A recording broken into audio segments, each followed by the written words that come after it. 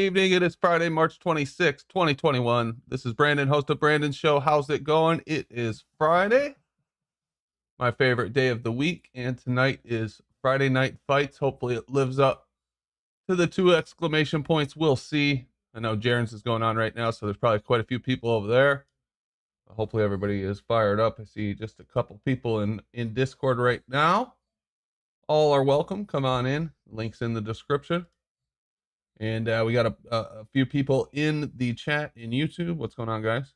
We got Chrissy Evie, YouTube, Peter Krantz, Page 42, Flat for Life, Ian Adams, and scrolling, Serious Truth. Hey, Stacy, Brian Shakur, Gadget Inspector, Matrix Media, and Bill G was first tonight. Rounds out the week with a win. What's going on, guys? Hope everybody is having a good night. Looking forward to the weekend. Enjoying the warm weather. If the weather is warm by you. It's looking pretty damn good here. What else we got tonight? I got some stuff we can bring up and talk about if we want, including the gravity discussion that I didn't get to last night, which, you know, we may or may not get to tonight. We'll see. I see a couple people saying that they'll be in shortly, so that's cool. Let me give you the link here. Here's the Streamlabs link. Okay. Cut and paste. There you go. You can use that link to support the show. Or Super Chat, either one, I don't care. Streamlabs cuts out Google from the middle. I guess YouTube too. Both of them, really. And actually, Silent Zero just joined as a member. He joined as a shrimp. Thanks, Silent Zero. Shout out, man. Thank you very much. That's awesome. So let's go into Discord and see what's going on. See a couple people lighting up. What's going on, guys? What's going on, Brennan? Happy Friday. Flat Earth Friday. Thank God it's flat Earth. I know. What would we do if we were living on a giant spinning ball, man? That'd be weird, wouldn't it? That'd be ridiculous, yeah, but it'd be crazy. Shooting through endless nothingness, clinging to a space ball, being sucked into a giant ball of fire, whatever the fuck it is today. Yeah, that would be crazy. What's up, Go ahead. They got some real magical shit going on. Oh shit, you're roboting, Jeremy. We got Data in here. What's up, Data? No? Say again, what was that? Hi. Hey man, how's it going? Good, how are you? Good, happy Friday, guys. Happy Friday. Jimbo, what's up, Jimbo? Hey. It sounds like you're roboting a little bit too. Maybe it's me. Jeremy. Am I good now? No, you're roboting still too. Is he roboting for you, Jimbo? No one's roboting here. It must be me then. Okay, hold on a minute. I'll just close this out and come back in. Okay, there we go. Say something, somebody. Am I good now? Not really. Now I'm just gonna have to close Discord out. I'll be back in 2 seconds. Well, it had to be something, you know? It's all right. This is a small problem compared to past issues we've had on this show. We'll get there. And here it goes. Oh shit. Software updates. Oh, that's never good. Uh-oh. We'll see what happens with that. Anyway, let's see what I got in my little bag of stuff here. Oh, good now. Oh, good now. You guys are still roboting a little bit. Nobody's roboting but you. You're not roboting. We can hear you clearly. Oh, now you're not. Maybe it just took a second. Okay. Well, we'll see if that goes away. Is the wind whipping there? The wind's fucking whipping where I'm at. No, I don't think. No, it looks really calm outside, actually. Is there a storm up there or what? Just a windstorm. Okay. Sky looks great, but I mean it's getting late anyways. Yeah. But definitely a windstorm. Gotcha. So what's going on, guys? What's new? Any big news out there today? Yeah, they blocked the Suez Canal with a ship. Then Suez. Iran, and then Iran lost some skies. It's all through the media now. They're all admitting it. There's 8 countries that are admitting dimming the skies now due to climate change. So that's new. Dimming. They're the actually skies. coming out. Yeah, Bill Gates' mission there to dim the sun. So there's 8 states now admitting they're spraying the skies. Do these There's material on the what do they call it on Mars now? Going to make the little flight with the their little hovercraft. It's material that came from the Wright brothers aircraft launched in North Carolina. It's out on Mars and adorning the little space drone helicopter that they're going to launch. Just super cool. Do these weirdos not understand that in the 70s they were worried about global cooling? I guess it's glad they didn't do anything nuts then like they're doing now. We might regret this dimming of the sky thing in the future. Yeah, no shit, right? You know, can you imagine if they had took steps towards trying to cool the planet down in the 70s? Or warm it up, you mean? Or that's what I meant. Yeah, if they tried to warm the planet up in the 70s, like, oh, we got to heat this shit up. Where would we be now if they think it's getting hot, you know? Like, what the fuck? Exactly. Stacy They were doing. No, they've got to be because people are referencing what you guys are saying. So I thought we didn't have sound for a minute from Discord, but Stacy, it might just be you. Go ahead. I can hear all you guys crystal clear. How dead is the population when their own states they live in are justifying spraying the skies? How dead are people?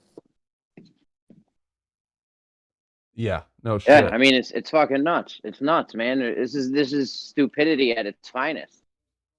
Well, think about it. If you're going to dim all the skies, you're going to remove vitamin D from everybody. It's going to cause everybody to get sick. Well, right? they don't want Not us only healthy that, anyway. They don't want us healthy anyway, so that's good for them. Not only that, do you guys tend to go out more when it's gray and rainy, or do you tend to go out more when it's sunny? Sunny. Rhetorical question, exactly. The point is that this is all designed for climate change. All of the process are they're trying to reframe our living, and they're going to spray the skies to do it. They're going to put a virus fear into us, and then they're going to send the algorithm to every phone to divide us even more, right, based on our own shadow. Well, if people get sick from not getting enough vitamin D, that's good for them. They don't want healthy people because there's no money in healthy people. You know, there's a lot of money in sick people. Look at what Big Pharma does a year. Well, did you see also a doctor came forward last week, said that vitamin D is the cure against COVID-19. In fact, people who had high concentrations of vitamin D did not get sick, and Big Pharma didn't push any of that. And the doctor came out and said this a couple of days ago. So he just basically said it's founded in money, right? Yeah, but it's all about money is always the motive. When we're dealing with these, you know, elite big corporation motherfuckers, they don't care about, they don't want us, if your customer base is sick people, guess what you don't want? Healthy people. You want more sick people. you don't want to cure the symptom, you want to treat the symptom, right? That's the fundamental practice of Big Pharma. Yeah, you want more sick, you want as many sick people as possible. That way you have more customers. Healthy people aren't Big Pharma's customers, are they? No. So question for you guys. I'm going out doing some interviewing and journalist work with a buddy of mine. I convinced him to go on camera. I'll do the camera work. What do you guys want to see people interviewed? Like, what do you want? What questions do you want asked? What questions do we want asked? About what? What's the subject? Well, it's not about flat Earth, just about anything to do with government. So I'll give you one example. In Canada here, there was one of our health advisors that was caught on camera saying, I don't know why they give me all this paperwork. I never read it. I just read off the piece of paper they tell me what to say. That tells me what to say. So I'm going to present that to people on the street and then get them to answer who is they.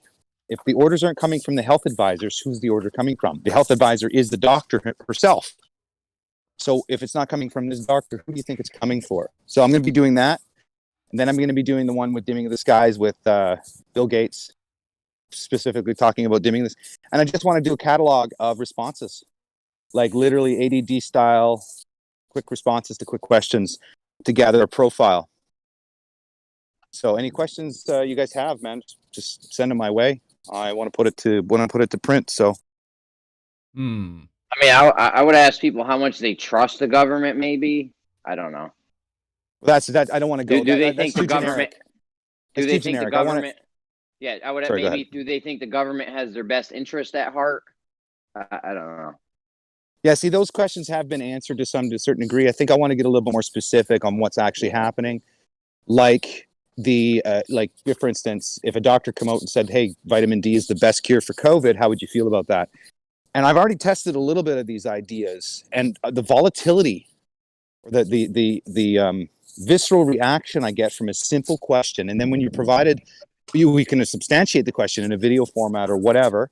They literally they'll go and defend big government. I've never seen anything so crazy in my life where they don't want to be presented, or if they're presented, pardon me, with just basic evidence or from their own side too.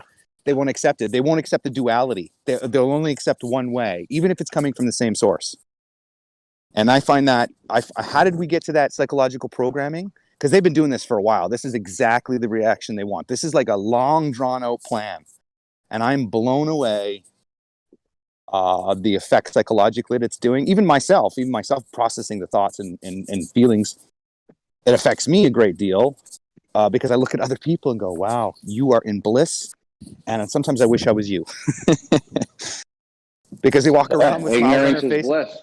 Yeah, right. Ignorance so you have to realize what also the psychological operations are designed to do, especially if you have an algorithm in a phone designed to gear people towards conspiracies, gear people towards suspicion of the government. I mean, this is all intentional. Flat Earth is intentional to bring forth that concept of the Great Reset. So, and also to make people look crazy. So people who are smart, who have an argument, they can be just run off and classified as a flat earther, and therefore you're just an idiot. We're not going to listen to you.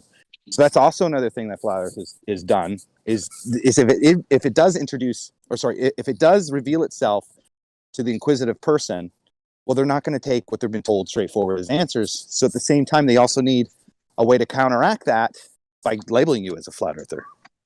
So that's why I got rid of Flat Earth, because it's a misnomer, and I'm putting data on a plane, because the reality of it is I'm just collecting data on a plane.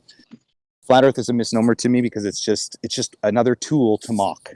So you do know what a plane is, right? You know what a plane is, though, right? Well, it's just a level horizontal surface, bro. I'm not so sure about that. Plane is horizontal, my friend. Yeah. It's a two-dimensional surface that extends infinitely far. No, I would say there's boundaries based on temperatures. So it doesn't go infinitely far. There's boundaries, and there's limitations to man's abilities. That's why they have to defined. I'm just telling you. Yeah, I understand it. It's usually a plane has 2 points of equal elevation, and it creates a horizontal path, right? You'll never see a plane that's curved. Yeah. Why don't you ask them how they determine what to believe and what not to believe? How do they know, where do they get their information? Well, I've encountered that particular conversation with that. Did data cut out? Yeah, sorry. No, I was just getting a call here. So I've asked that question to teachers already on record to them. And I've actually had a couple of them call me back and literally ask me the same very question. Where do you get your source from? Sort of like a reversal tactic to, defend your belief systems. At the end of the day, what I told the teachers is that from Fox, from CNN, from all of them, essentially I cannot be biased if I'm truly truth-seeking, right? I'd have to look at everything objectively and then lay out the pieces on the ground. And what I have found, and I don't know if it's my bias, but I have found that Fox News it likes to tell it how it is, to some degree, and then CNN's the one spinning the fairy tales, and then they'll swap. CNN will tell the truth, and then Fox will spin the fairy tales. So It's a really cool cat and mouse game that you can see played out in real time. Oh yeah, for sure. It's just, how do you stop it? I saw that How happen do when you it went from Bush to Obama too. There was a really robust anti-war movement in the United States, like 2006, 2007, 2008. You know, those years when they were all railing against the Iraq War and the wars in the Middle East to try to bring Bush down and win the election in 08. And then afterwards, when Obama got in and just kept the same exact programs in place and escalated in some areas, it died off and all turned to social justice. It was sickening.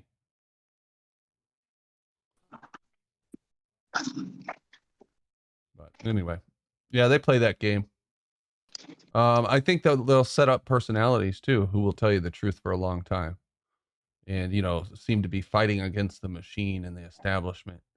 And then they do this little Pied Piper thing where, you know, people follow these people and then they'll turn on them at the decisive moment. I can't think of a good example off the top of my head, but I have seen that happen with different media personalities over the years too. You know what I mean? You guys still there? Did I lose audio? Yeah. We're here. No, we're here. Yeah. I hear you. But yeah, I have a real tough time figuring out who to believe in the media. So I just pretty much don't believe anybody. I wouldn't believe any. Yeah, I was just going to say, I wouldn't. Anything the media is telling you, I would just consider that fucking false off of, you know. I mean, I think it's three companies or something. There's very few people that are in control of all of the major media outlets. So, do you want to know a it's secret? the people that are, it's the elite. Yeah, we want to know. Do you want to know a secret? Post it on Facebook. If it's false, you'll see a fact checker, or if it's false or threatening or potentially true, you'll see a fact checker pop up. I've already done the experiment, if you will. Where I posted the result. I posted the FDA. The vaccine is not approved by FDA. Okay, so I posted that right from I can't remember what site I posted it from. Anyway, I posted it up. Not one fact checker, not one fucking fact checker showed up. So I'm actually using their own system to verify, or at least to investigate a claim where it is deemed false or missing information. So I'm actually using that system to provide. So basically, it's discovering truth through deception. So if you can manipulate your approach using their services, then you're going to get a better picture of what's going on. And I think that's the only way to compete with these people, is to use their actual system against them for what they're doing. Huh. Yeah. There's no competing with these people. You can't. We're not going to win. We're not going to win this. No book or wrong story. Or yes, we will. you know, there's nothing. There's They've nothing never that we can do with this. They've never succeeded, bro. We have a free country. They've never succeeded. Now you're telling me we're free because they allowed us to? You think you're free? 100% I'm free. Anybody telling you that? 100% I'm free. Absolutely. Anybody telling you that you're not free because you can't buy a home or you got to pay tax is bullshit. Bullshit. You are 100% free to get up and do as you please, to pursue whatever interests you have. Anybody telling you that otherwise is lying to your face, man. They're trying to rob you of your independent pursuit of happiness on the idealism that no matter what you do, you're always going to be a slave. That's fucking bullshit, and it's a lie. You're free to get up and make yourself a cup of coffee. You're free to go buy coffee at the grocery store. You're free to do all those things. Do you need to earn your way in this life? Yeah, because the world doesn't owe you jack shit. It doesn't owe you fucking nothing. So work for it, earn it, and go and spend it. That's the whole point of this process. You can raise family, you can buy a house, you can create a business independently of what any thought process is put upon you. All right. That thing you're talking about is free. Yeah, the thing you're talking about when you got to earn your way, that's what you're a slave to the dollar. We all are. You're a slave to your material. Don't use it. See how far you get. See if you're free without using it. See if you're free without using the monetary system that they got in place to enslave us all. At the end of the day, gold coins have been around since the dawn of time. What you're doing is being a defeatist. You're doing is putting pathetic attitude towards being a defeatist that, money rules. We've had gold coins since the dawn of time. The exchange of money is not new. What's different? What's not? I shouldn't even. Corruption is a corruption. It's existed since the dawn of time. The point is that we're to blame for who's in power. We're in blame for just turning a blind eye. We're all complicit for just turning a blind eye and going, well, that's just politics. Well, that's just how the government does it. That's literally the attitude. So that is a slave mentality attitude. Okay? I don't operate on that frequency at all. I don't operate like I'm a slave. Okay? I read Well, I don't books. operate. None of us operate like that. That's the trick they pulled, is making us think that we don't know that we're slaves. Because obviously, it's cheaper to have a slave if they don't know there. You don't need guards and shit. Are you a slave if you go out and work hard, make a lot of money, and you can live your life peacefully? Are you a slave? Or are you a slave when you don't make money and you have to be dependent on the government to pay you? Which is the slave mentality? Sorry, what was the question? What's the slave mentality? Being dependent on the government or being independent of the government? I don't know.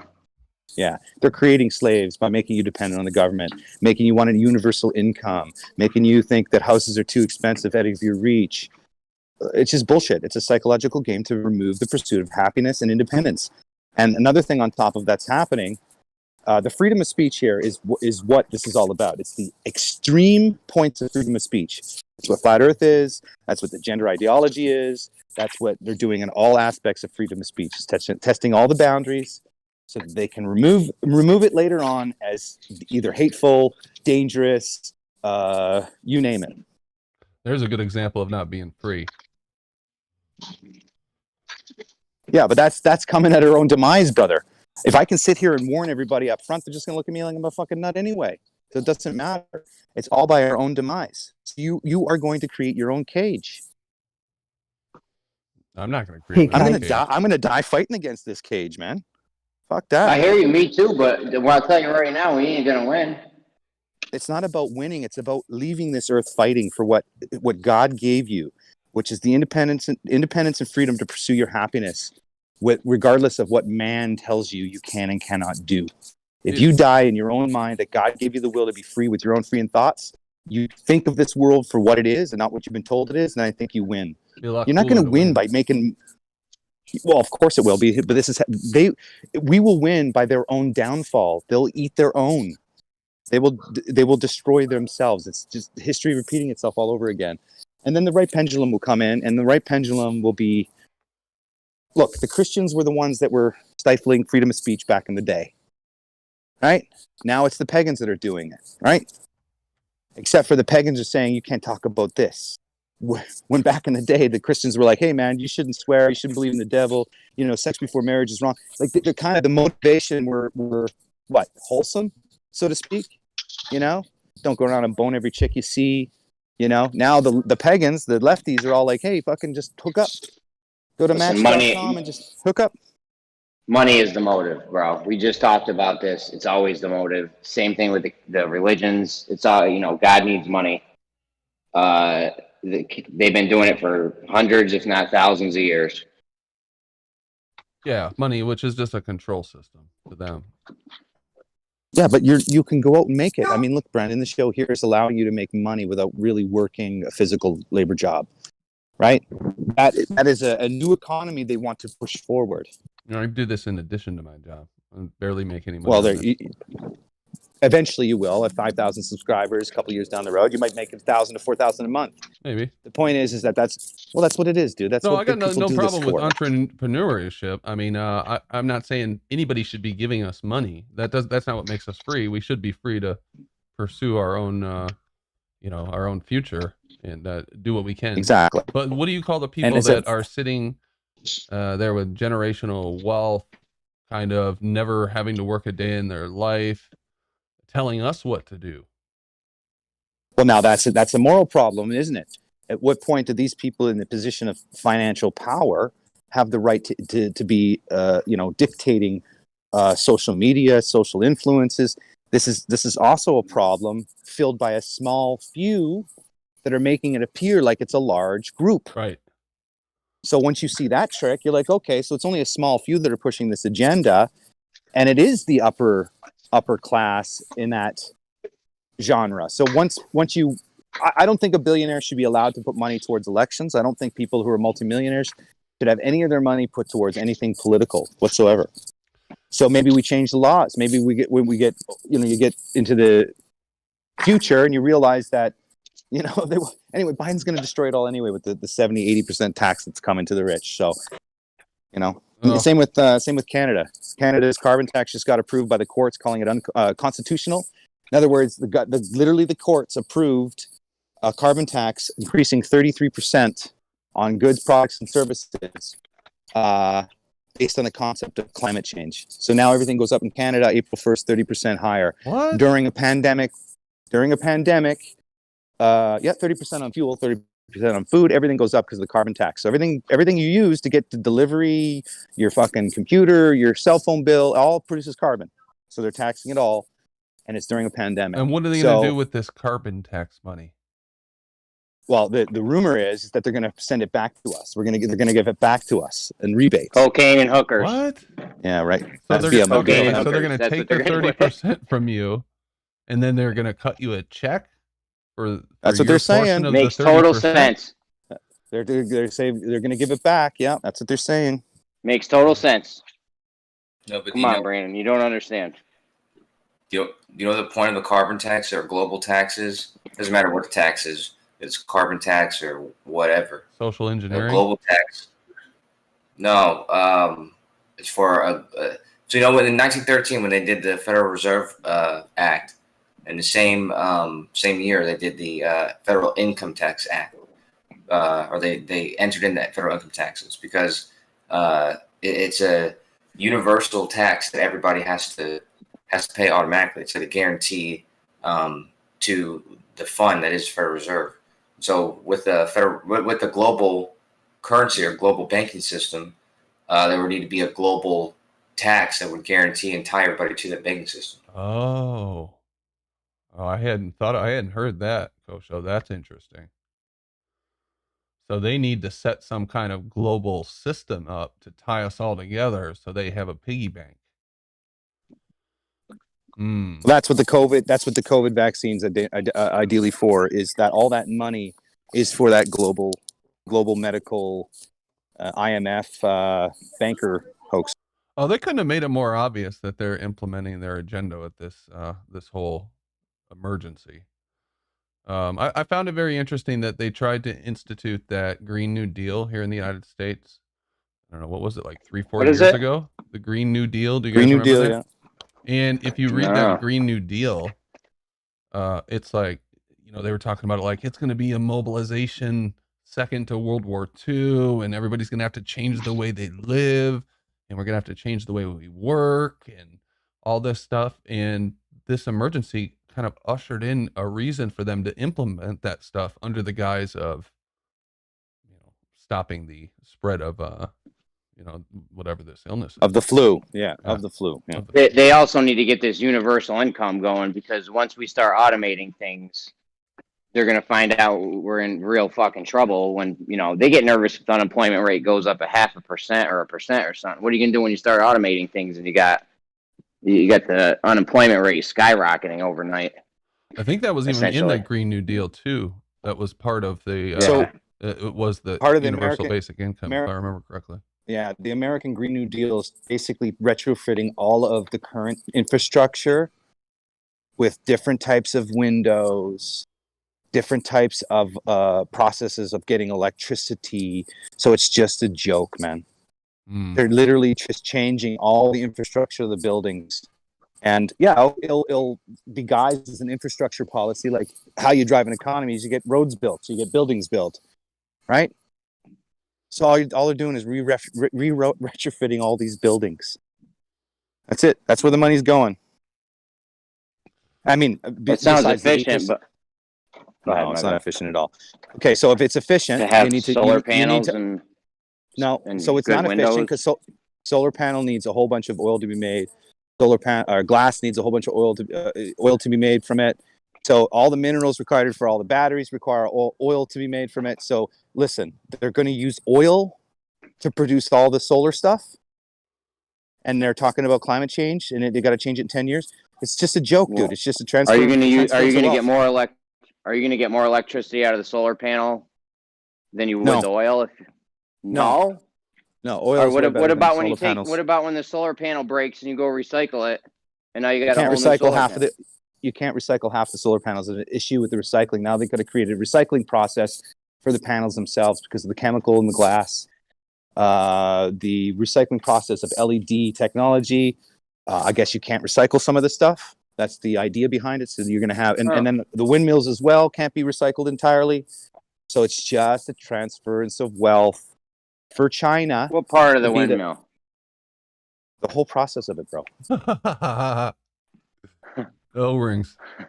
The O-rings. Yeah. So I'm sure you can scrap pieces of it, but this is what, you know, Yeah. whether this is coming from.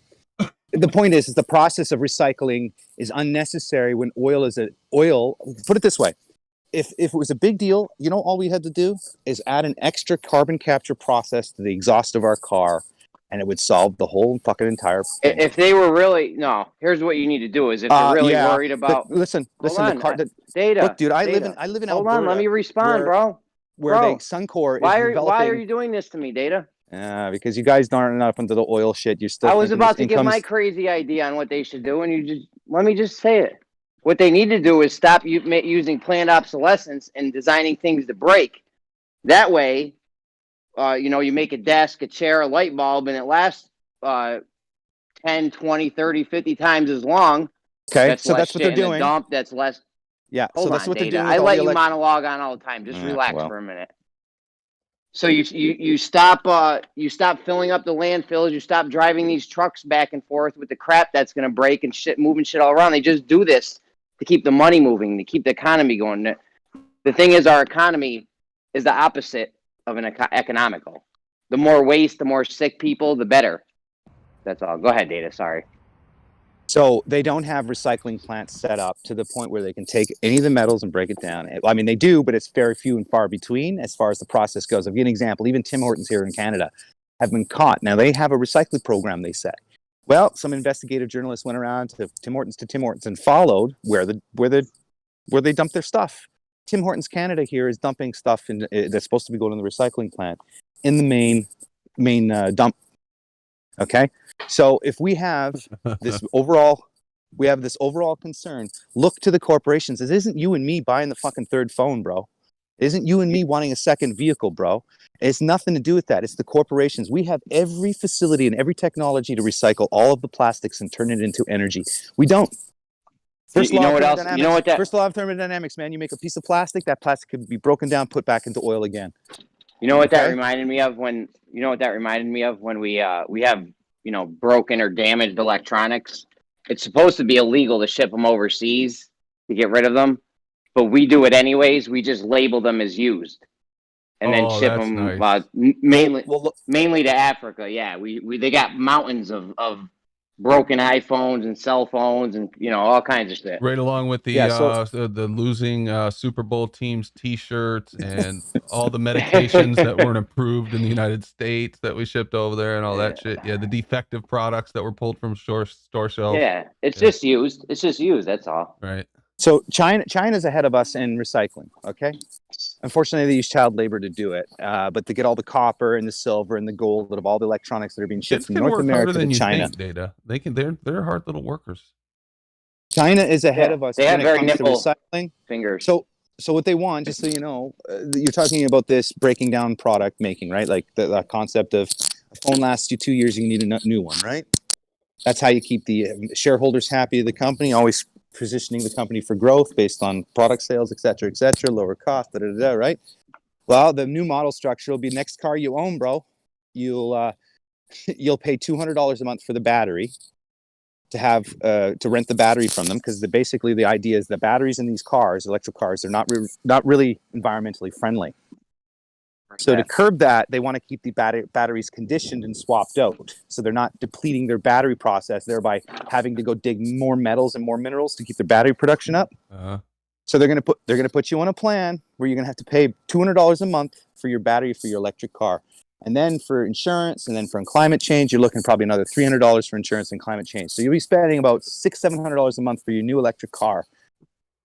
And it costs about. Oh my god! And no, wait, they're going to give you universal income of $2,000 a month. Your housing rent will be $1,200. Oh, I love it. Your housing price will be what, $1,200 a month. Your food will be $500-600 a month. And how are you going to drive a car? No, they're you going to gonna give you. drive an Well, electric if they the They're not universal going to give you income thing, shit. They're not going to give the you shit. universal income. They're going to give you $2,000 a month to destroy your All right. future, They're going to buddy. give you $2,000 a The month per person plus for each of your kids, right? So, you know, the universal income. I Pump don't know out where some you more got that kids. number, $2,000. Yeah, and then go ahead, Jeremy. Data, you're roboting. No investment. Where does that money come from if there's no economy, no investment? Somebody's just conjuring it up. No, I know. Yeah, I'm joking. Go ahead, Jeremy. That universal income. I don't know where you got 2,000 from it. They're going to give you one person barely enough to survive on, because they're still going to need people to work. They're giving people, $2,000 a month. There's going to be a lot of fucking people not working. That's what the whole serve thing in Canada was all about. That's the whole your thing in the United States was about, to see how people reacted. Now people are preferring to get the $2,000 check than rather get up and go to work. Now the problem is less people should be working anyway, though. They think technology is going to make a lot of the workers and the jobs obsolete, and they're going to have millions and millions of people on their hands who they have no hope of employment. That's what they see coming down the road. I understand trying to solve that problem. I just don't know if that's the best way. What they're doing is they're pushing forth their technology at the benefit for them and at the loss of us. So is that crimes against humanity? I would consider it to be so. Because we're their slaves, Data. We're their slaves. That's how they see us. We're their sheep, man. Yeah, the cattle to be used with as they please. They're going to get this universal income is going to be poverty level shit, just enough for somebody to get by in some shitty little box apartment with the minimum amount of food and no car. You're not going to be able to drive. You were right. You won't be able to afford to drive. This is the whole point of Marxism, and creating a class, because there'll be two classes. There'll be the rich and the poor. That's what it's all about. Yep. We're talking about a Marxist government coming in.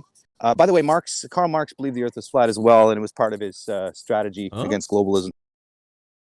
I didn't know that. You got a citation for that? Yeah, you can go read The Prince of Darkness, Karl Marx, The Prince of Darkness. It's written in that book there. Just go look it up. He believed that the earth was flat. And the whole point is it's all against flat earth's against globalism, communism, right? now? He just did an elephant hurl fallacy at you, Brandon. You asked for a citation. He told you to go read a whole book. No, I told you to go. I told you to go online. Degree in social studies. Yeah, go online. Go online. Type Karl Marx, The Prince of Darkness, and then press F3. Will it be under that? Actually, I tried to find the flat Earth using. You know how you can search an article for a word in it by pressing F3. I don't know if you guys have Macs. Yeah, no. So just go Prince of Darkness, Karl Marx. Next. But it's also the Edgar guy too. I forget his name now. Shit, I gotta go back and read that. Edgar Allan Poe? No, another fucking communist weirdo. Oh. Basically, Marxism is all about opiate use for youth. Karl Marx believed that the sooner you got kids using opiates, the sooner they'd be free thinkers. Most of his kids died. Most of his grandkids died. Most of his family members died from opioid drug overdose. What an asshole! No shit. Yeah, what the fuck? I would say if you wanted to open your mind up, maybe ayahuasca, DMT, something along those lines. You don't understand. It's encouraging youth to take these drugs. Go to a couple raves. Yeah, come on. Encouraging these kids. Raves. No. Oh shit! Here's an article: Socialist flat earthers must wake up to reality. Yeah, exactly. Socialism sucks. So again, even Karl Marx himself associated Jesus Christ with communism, and believing that Christians were a form of early communism back in the day, and they used that as an argument in the book as well. What were you gonna say, Coach? I was going to say that it's weird because I do know almost every flat earther I talk to, they hate socialism and communism, at least. But great paradox, isn't it? Think about how to destroy. Yeah, a lot of things they talk about, like the future that they envision, is basically like a socialist type environment. At least not all of them, it's like half of them, a bunch of them. It's a paradox for certain, right? Holding the belief of free thinking. Here's another thing. Marxism was Karl Marx was an atheist, right? So the one way to win against all of this is to stand forward and believe in God, and God gives you your inalienable rights, not man. That there will be the final crux to your personal freedoms, is whether or not you believe God gives it to you or man. Interesting. All right. Well, I'm sharing my screen in Discord, or I'm going to be in a sec. I want to share something that Silent Zero found, and actually I saw this last night, and I wasn't sure what to make of it. I don't know if any of you guys have seen this, but it's a video that's floating around there. It was in Oregon, evidently, and I think it was last night. That's when this was posted. I've seen a couple different places where it was posted last night, but it could be older. I think it was last night. Maybe Silent Zero can type in the chat if he knows for sure. But watch this thing. You guys see it? Yeah. Is Oregon? Yeah, over Oregon. Yeah. What you got, a little shooting star UFO type thing there? I think that's a superhero. I don't know. Pretty That's weird. Silver Though. Surfer. Look, now it's Now it's a ball. now it's stopped. Well, either stopped or it's going the other, like a forward or forward or towards him. It could be going away from him. Just to clarify, the first law of energy states they only get out what you put in. I guess the Kosho thinks that you can get less what you put in. Yeah. You won't get back the same amount of energy. No. Wait, is this the right link? So, as far as I understand, the first law is that you can't get more energy out of one input. So if you put one input in, you get one put out, one here output. It is. Here it is. Yeah. Sorry, guys, that was the wrong one. We weren't even watching the right video. Holy no, shit, because it man. skipped to Come the on, next Brandon. one. I watched this one and then it skipped to the next. What the hell was that, though? It's going in your Here. file. Let's Check go in this. your I file. don't know what that other one was. That was pretty weird too. Look Yeah. at that Oh, shit. this is a meteor? I don't. Is that what? Or Is that satellite? a meteor? Dude, that looks Stuff like in the the shit false from space. Pitch Black. They invaded the planet in Pitch Black or something. Yeah, That that's what Riddick I'm thinking movie? is going down. No, you know what That's this what looks like? that's. This looks like the fucking when the which one was it that broke up over Texas? The space shuttle, Columbia. Mm-hmm. When Yeah, that Columbia broke up, it looked something like that. At least Let that's me how tell I you what's remember. happening here. What?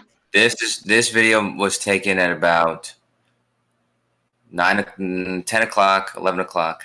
Okay. Oh my god. Okay. Eastern Hey. Standard Pacific. No, I'm telling you because you can tell because of that's what you're seeing there. You're seeing the object high in the atmosphere, and the sun is still able to reach that shit that's coming off of it.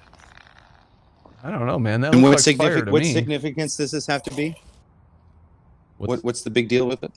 what do you Oh mean? my god. What am I There's not seeing? really any big significance to it. I just thought it was an interesting video.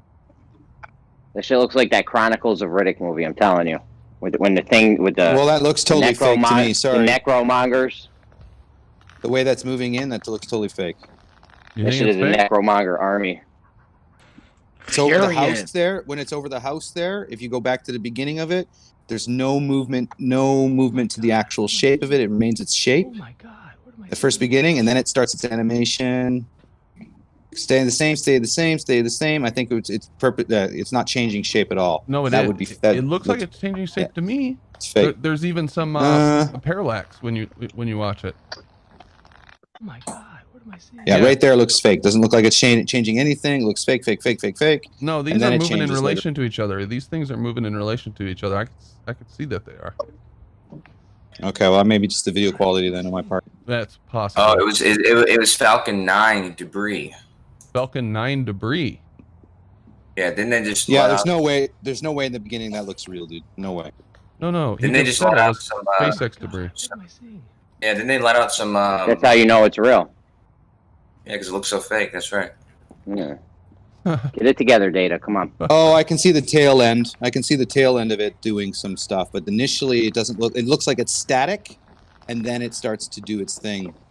Initially, but I did see a little bit of a tail movement there. Right. It's just video quality, man. Page 42 says that's the O-ring. Oh my god. Hold on, we didn't start the show without C4, did we? Biggest fan, he Uh, follows me all over. I want to make sure he's out there. So you out there, C4? I don't see him. I haven't heard from him today. Oh man. I saw him over Maybe at you'll watch it Jaren's, back later. so he might be two-timing us. Oh boy, what the fuck, C4? I don't know. But anyway, so Falcon 9 debris, you say you found an article on it or something, Kosho? Oh my god. Yeah, they said it was the launch from March 4th, and yeah, like I said, yeah, just after 9 o'clock, 30 miles in the sky.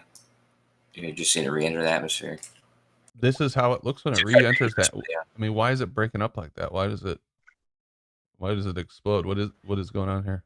You would hope it would disintegrate completely, but it's traveling pretty fast. Oh, I see. Okay, so this is a normal part of whatever the fuck they're doing.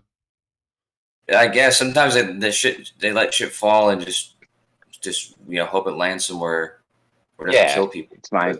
You drop an O-ring, it falls out. It's fine. I have seen a something like this in person one time.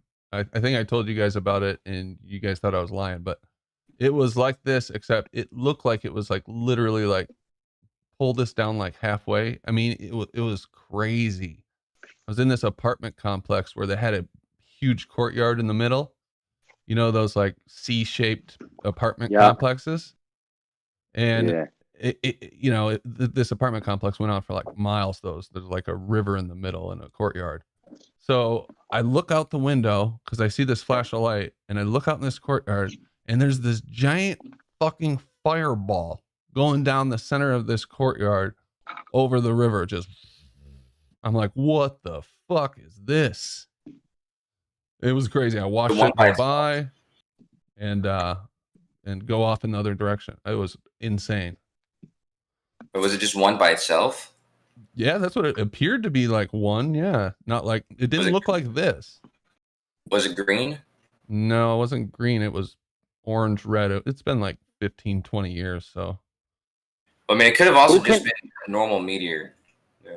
Maybe. Who can watch that thing on the screen right now and tell me that doesn't look like the Chronicles of Riddick when the necromongers were coming into the planet? Come on, guys. It does, man. It does. But where do you think they got the inspiration from? They get their inspiration from, like, seeing things in the sky. It's in reverse. Science fiction gives the space exploration people that's where they get it from. Dude, the footage I'm looking at looks crazier because it's like different. It's like a whole bunch of different shots. Oh, you found some links? Pop it in. I'll bring it up. Yeah, I think that this stuff's pretty cool. Let me see if I can find that Columbia. Was it Columbia or Challenger was the one in the 80s, right? Yeah, the Challenger was in the 80s and Columbia was in 2001 or 2003 or something. How come nobody talks Remember about Columbia? they rolled the TV. You know what I mean? Remember the Challenger, though. They rolled the TV into the classroom and had us all watch it. Teachers going into space. Oh, yeah. Yeah, exactly. And then it seems like anytime they try to send something up for students or teachers or something, it ends up getting fucked up. Then they try to send a satellite for that kids made once, and it ended up blowing up or something.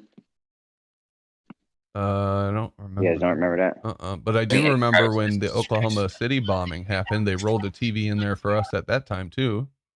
It was like, okay, something traumatic's happening. Go get the TVs, roll them into the classroom. Make sure all the kids look. Yeah. What the fuck? So it's War of the Worlds, right? Just tiny little versions of War of the Worlds everywhere you go. Yep. Somebody just demoed a building in Oklahoma with all kinds of people and shit in it. Quick, bring the TVs in so all the kids can watch. What the fuck is wrong with these people? I was out of school the time 9/11 took place, but did they do that same thing when that happened? They rolled the TVs in there? No, they sent everybody home. Oh, okay. We got sent home like halfway 12 o'clock. So you were in school still? My bad. Go ahead, Data. So when they're about to pull the second War of the Worlds, if you will, what do you think they're going to do? They're going to use this apparent blue beam thing, or are they just going to launch? They're just going to tell a bunch of satellites to start crashing to the ground. Tell a whole bunch of the Starlink satellites to start coming down on the ground, and then therefore they're coming. They're coming. They might really land. They might really not land, but they might really bring the troops out and come fucking slaughter us on some necromonger shit. Who You'd knows? never be able to get a Starlink satellite back to the ground. It would burn That was up. good. Oh, good. Genius comment There. there, Flurfer. Starlink satellites. Yeah, well, I wonder what those things really are. It's easy. You can just look it up. Yeah, because they always just publicize exactly what they're doing. Yeah. Yeah, but Government always tells you the I don't truth, think right? they'll. I don't think they'll. Sorry, go ahead. No, I was going to say the government. This guy thinks the government always just tells him the truth. Everyone always tells the truth. Just go look it up. Anything anyone says, just believe them. So the idea is that it's just about espionage and spying, right? So if you are putting satellites up there, are you going to reveal your technology, or are you going to show it that it's one version of technology, meanwhile it's something else? Well, if I was in a game of tech wars, I'm not going to reveal my drone. I'm not going to reveal if it's a drone or a satellite. I'm going to show you that it's this, but it's going to be something else. That's what I think's going on. Why are you talking? You're talking about three different things, dude. Because Starlink is not run by the government, and it's not said to be a okay. Wait a second. spy satellite. In any case, Starlink is one of the second. only things that you can actually confirm it is what it is, because you can get in a boat in the middle of the ocean and use Starlink, or you can go live in dude, it's all good. It's all good. It's all good. I know that they can. I know that you can receive signals on ground towers and look up and think that you're getting a signal from there. It's all good. But you couldn't before. The point of the map, yeah. Well, you can't get signal across the water, and now you can all of a sudden. I call horse shit on You that. really have to point at the sky to get a signal from something that's on the ground. Exactly. So it's the point is that you're just looking up, and then reifying orbits. Dude, The you're point of about the to matter- get 400 megabytes or megabits a second.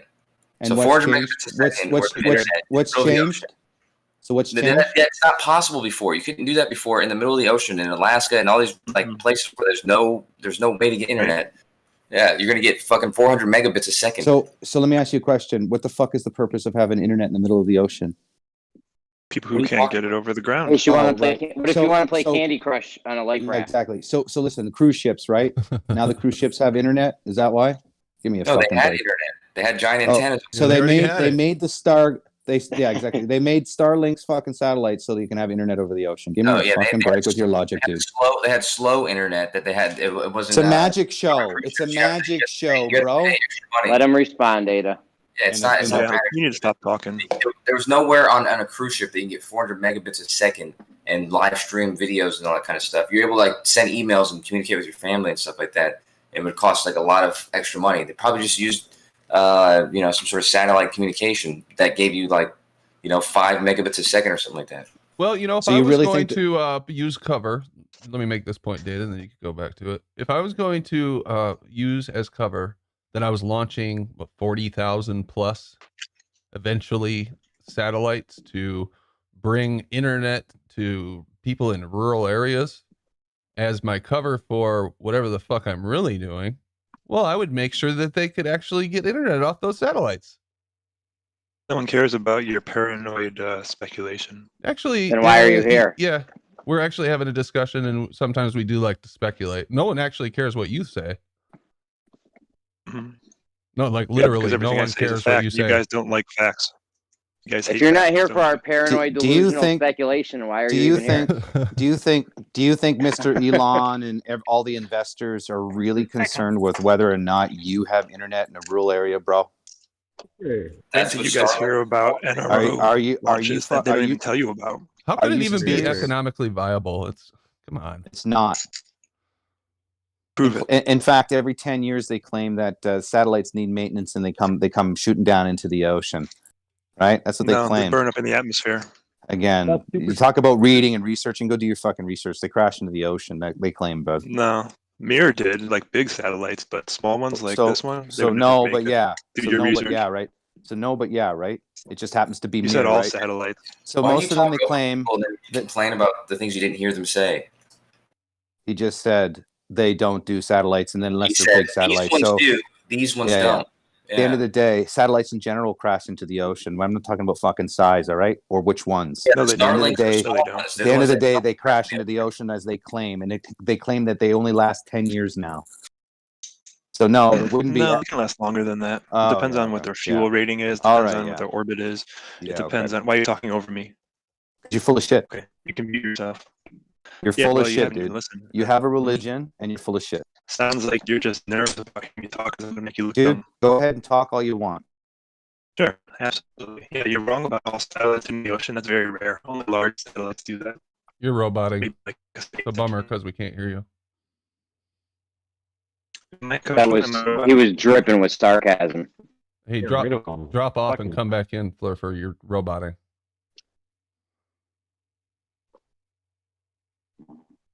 There we go. I'm using Starlink because that's based on satellites, so I guess sometimes it's a little spotty. Or are you one of the beta users for Starlink?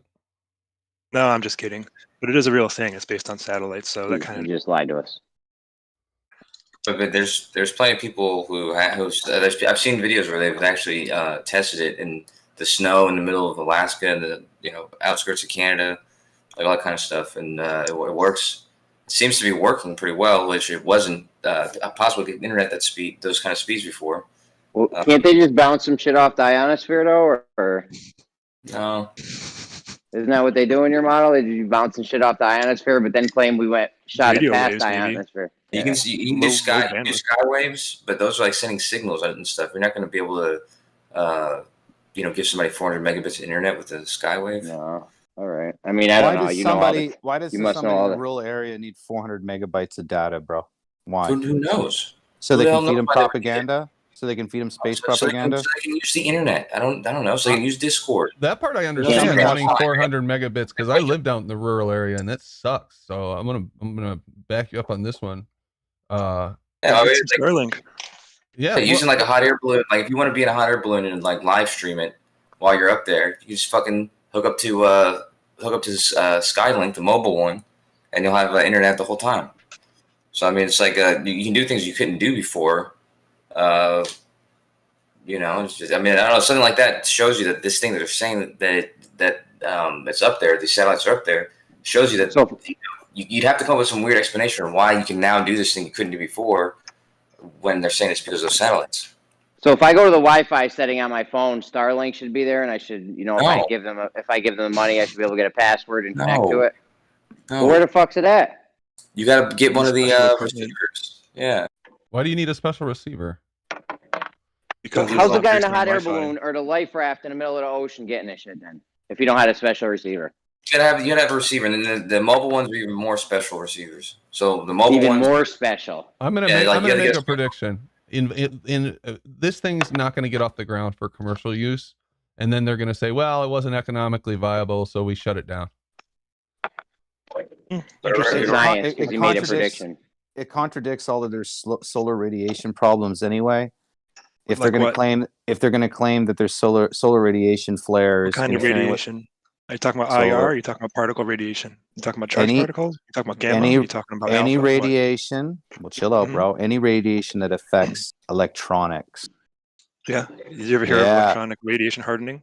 Oh, you even know what really? that So you're telling me that they've resolved the problem? Then there's no reason to fear any solar radiation here on Earth. And in the same breath, you just told me about radiation hardening, but yet they keep pumping. They keep pumping the fear that we're going to get a solar flare to cut out communications and electronics. So which is Yeah, it? that can happen. Oh, okay, but Yeah, what things about built has for happened. space have to but wait, consider it, and things built on the radiation ground are har- vulnerable but to it. radiation hardening just solved it. You just said. I didn't so say which is anything it? like that. Did you ever Yeah, hear? yeah, okay, Do you even know what that is? You just said. No, tell me about it. Go ahead. Yeah, What is sure. it? There's methods to manufacture certain types of electronics that make them more resistant and more robust to the radiation environment. It's pretty Awesome. simple So stuff. what Yeah. scientific method did they go through to do that? Run it through with me. Scientific method? It's just a materials problem. Yeah. So how did they get it up there to test it and bring it back down and test it? How did they do it? Come on, tell me. We could test it on the ground in a radiation source like a nuclear reactor. Oh, Sorry, okay. did So you just say the scientific method? Oh, go ahead, Data. My bad. My bad. Go ahead. Scientific well, method. they're talking about using satellites up there and testing it against radiation, but how do they know what radiation's up there, bro? What did they do? It's measured. They sent. They The they me- space How did age. they measure it? How did they measure it? By a particle counter, radiation meter. So how did they What get the it up hell's there, wrong bro? with you? How'd they get it On up a there, rocket. bro? So they got on a fucking rocket. First time sending it up there. How did they know what to test for? How do they know what's up there? Oh well, the upper atmosphere was first explored with balloons, and then there was science instruments on the first satellites. That's why the first So satellites so didn't it's all last very balloons, long. right? So it's all balloons. So why Nope, didn't they send? Why not. did they send it in? No, they didn't send it into orbit. It was all balloons first, right? Maybe before we could get to orbit, yeah, So balloons so went why high, would yeah. they stop using balloons then, bro, and go to satellites? You're orbiting satellites. Because a balloon can't stay up long enough and it can't go fast enough. Oh, so a satellite that's smaller, under 100 kilograms, lasts for 5 years, and something bigger lasts for 10 years. But a balloon, which is low maintenance, low launching money, doesn't cost money to launch these balloons. They're more practical, more economical, but yet you got these satellites going from rockets, or do they launch them from the balloons too? No, no one's launched a satellite from a balloon. That's just silly. You can launch it from a So plane. so like a balloon of a plane. NASA's launching Why do you their start talking when I'm NASA's not done? because you're full of shit. NASA's launching types Well, why of don't we talk devices about Sounds like from. you're just afraid to hear what I have to say. Why don't Because I'm going No, to make you look you're dumb. full of shit. NASA's launching No, things dude. from balloons, dude. Everybody here thinks you're full of shit. Well, I think you're full of shit, and I'm sure Gambino thinks you're full of shit. So Yeah, why don't we talk over Again, that's not NASA's a cool launching policy to things from have, balloons, man. you That's not a cool morons. policy. Let's let each other So finish. All right. your brains are so out the fucking lunch. You don't even understand the economical or viability of what a rocket versus a balloon is. You talk about A rockets satellite going. can do way more. Okay. I'm talking about Yeah. economic viable launching things up in the atmosphere. A balloon is way more Can't get to efficient and way orbit. more effective than your apparent orbiting satellite, brother. Since there's It no can't carry the evidence of your payload that we need. orbiting. You can never get the ISS It up on a can't balloon. carry the payload you need. Again, dude, Mhm. how did they figure Yeah. this out? What did they do? How did they get up there to know Rocket it? science. Yeah, rocket science. Rocket science. So they used All you have is incredulity. guesses. Is that it? They used guesses. Is that what you're saying? No. Science. No? Engineering. Math. So science. All So the stuff that you failed at. they used applied sciences, right? They probably use pseudoscience. That'd be Let my me guess. finish. They You're used right. applied Even if they sciences, right? use Let me finish. pseudoscience, Let me finish. even if they You know use what? You know what? pseudoscience, Let they me did way finish. more than you guys did. Let me finish. So they used applied sciences, trial You and asked me a error, question. right? They used applied sciences, right? They didn't use Well, theoretical I mean, there was sciences. trial and error, yeah, but only Yeah. because So that's there's real things we didn't science, know right? at first. That's real science.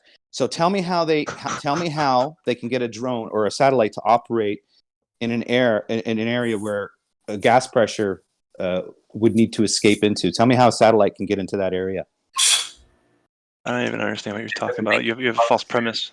False premise. Okay, we live in an atmosphere that requires Yeah, right. pressure, right, to breathe in. It's all around us. That requires We have containment for pressure. So how does the False. satellite get into an environment where there's a second law of thermodynamics violation? How does it possible? How did they test for that? I can't answer your question because it makes a false presupposition. And what's the false presupposition? The Your false container. presupposition is that it's a second law of thermodynamics violation. What is it? What is it? Your What's false the- presupposition Yeah, what is is that it's the second law of thermodynamics violation.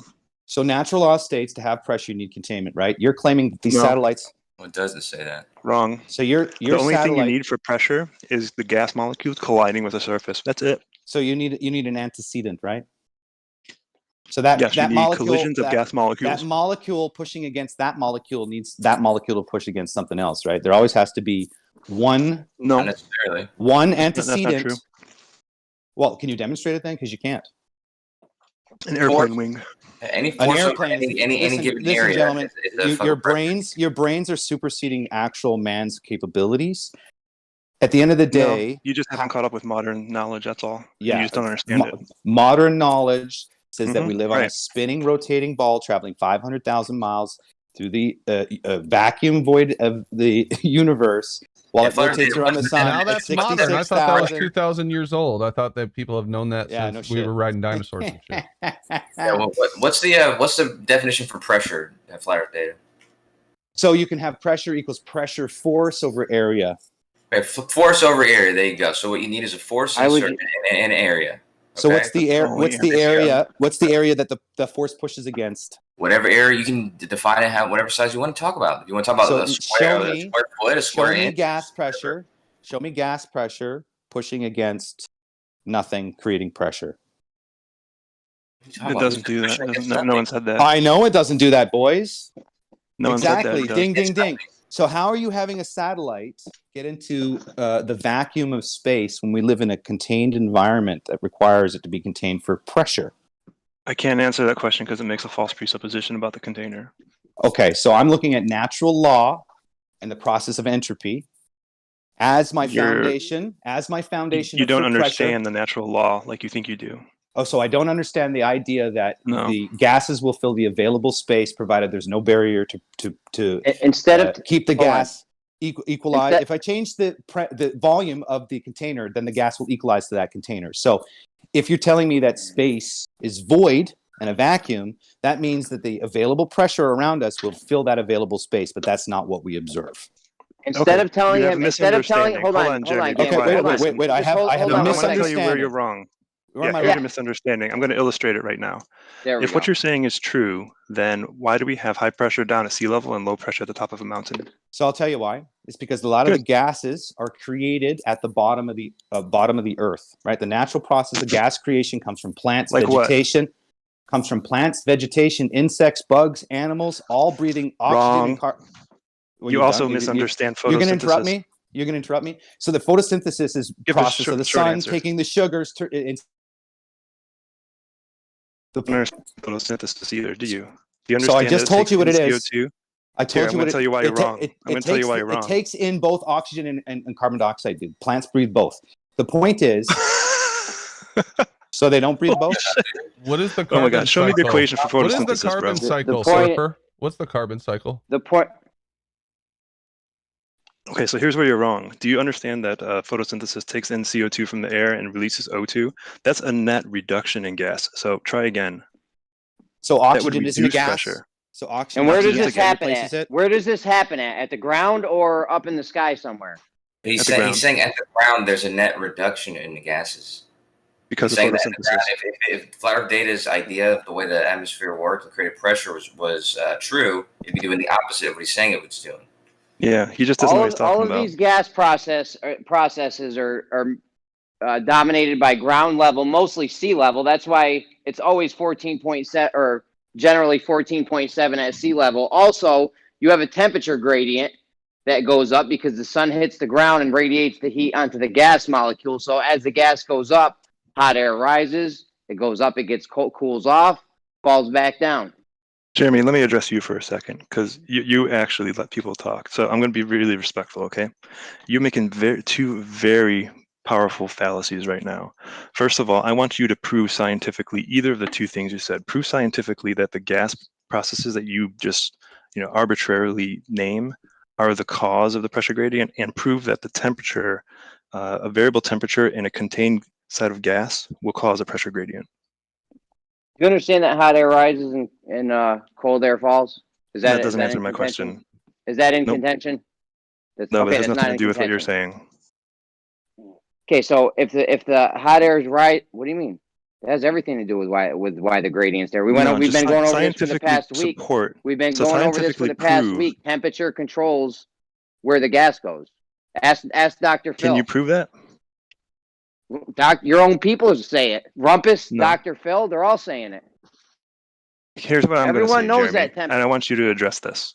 If you have a contained volume of gas, like in a small scale ground experiment, whatever, a tank of gas, and you heat one side of it, the pressure inside that whole vessel will be the same throughout. That is what I'm going to say, and I want you to prove your side. I don't want to take over from Data. Go ahead, though, Data. Did you want to finish up with this guy, or? You need some of the white knight for you? No, I didn't want to interrupt him. He was right in the middle So of it. all the gases are produced at the surface of the earth. It's observable as such. We have the natural Prove it. cycle. We have the Prove it. So wait a second. You're denying the fact that plants, animals, there's an exchange of gases that are constant at the surface of the earth. You're denying that? Plants produce a net reduction in atmospheric gas because of Okay, photosynthesis. again, let's focus, bud. All plants, all animals produce gases at the surface. And let's not talk about what gases. They Let's just absorb talk about gas. Each gas. They absorb gas too. They still produce gas, bro. Every plant, every animal, Do they everything absorb produces. or produce more? Which one's greater? So again, gases are being produced at the surface of the earth, regardless Is of there a net what. production or a net absorption of gas? So whether it's taking in carbon and producing oxygen, if you have 5 plants instead of 4, you're going to get more gas production. The point is that okay, you're done. each You're done, bro. each plant that grows, each plant that you keep growing will produce what? More oxygen or less oxygen? What does it do? It produces oxygen, but it also absorbs So if I have CO2. one plant versus 5 plant, what production am I going to get? More or less gas production? You're going to get more gas production with more vegetation, more animals, more human. Less. Where does the mass come from to produce the plant? So when you have massive growth, he just talks over the answer. When you have I'm muting him. When you have massive, respond to what Gambino's actually saying, dude. He's saying specifically that it's taking in gas and releasing less gas. Okay. Like, why don't you address that instead of running you from have gases being produced at the surface of the Earth. If you want to say that it's neutralizing itself and the gas level doesn't change, you can have that argument.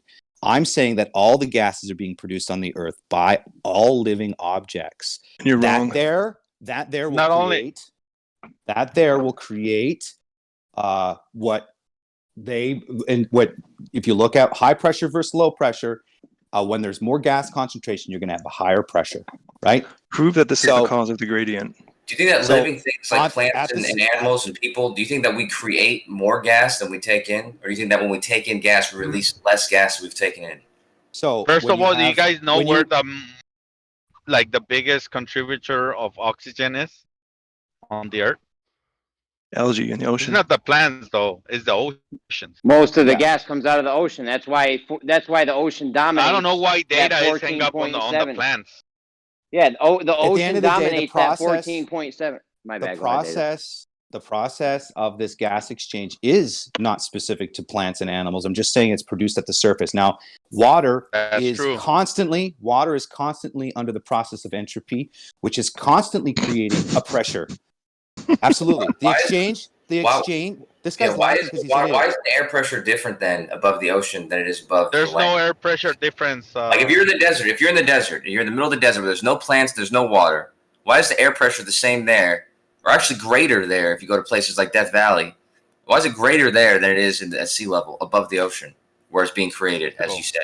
So when you say greater, are you telling me 14.7 psi? It's greater than 14.7 psi. How much greater is it? It's below sea level. How much greater is it? It's greater than it. Though. It doesn't matter how much greater. It's yes, greater it does, than for 14.7. Sure. Because if you're talking about 14.7, if you're talking about 14.7.00001, it's negligible, right? No, it's not negligible. No. It's in accord with the globe model. The point is that all the surface of the Earth, there's gases being produced from the exchange of the sun hitting the desert floor. There's going to be exchange.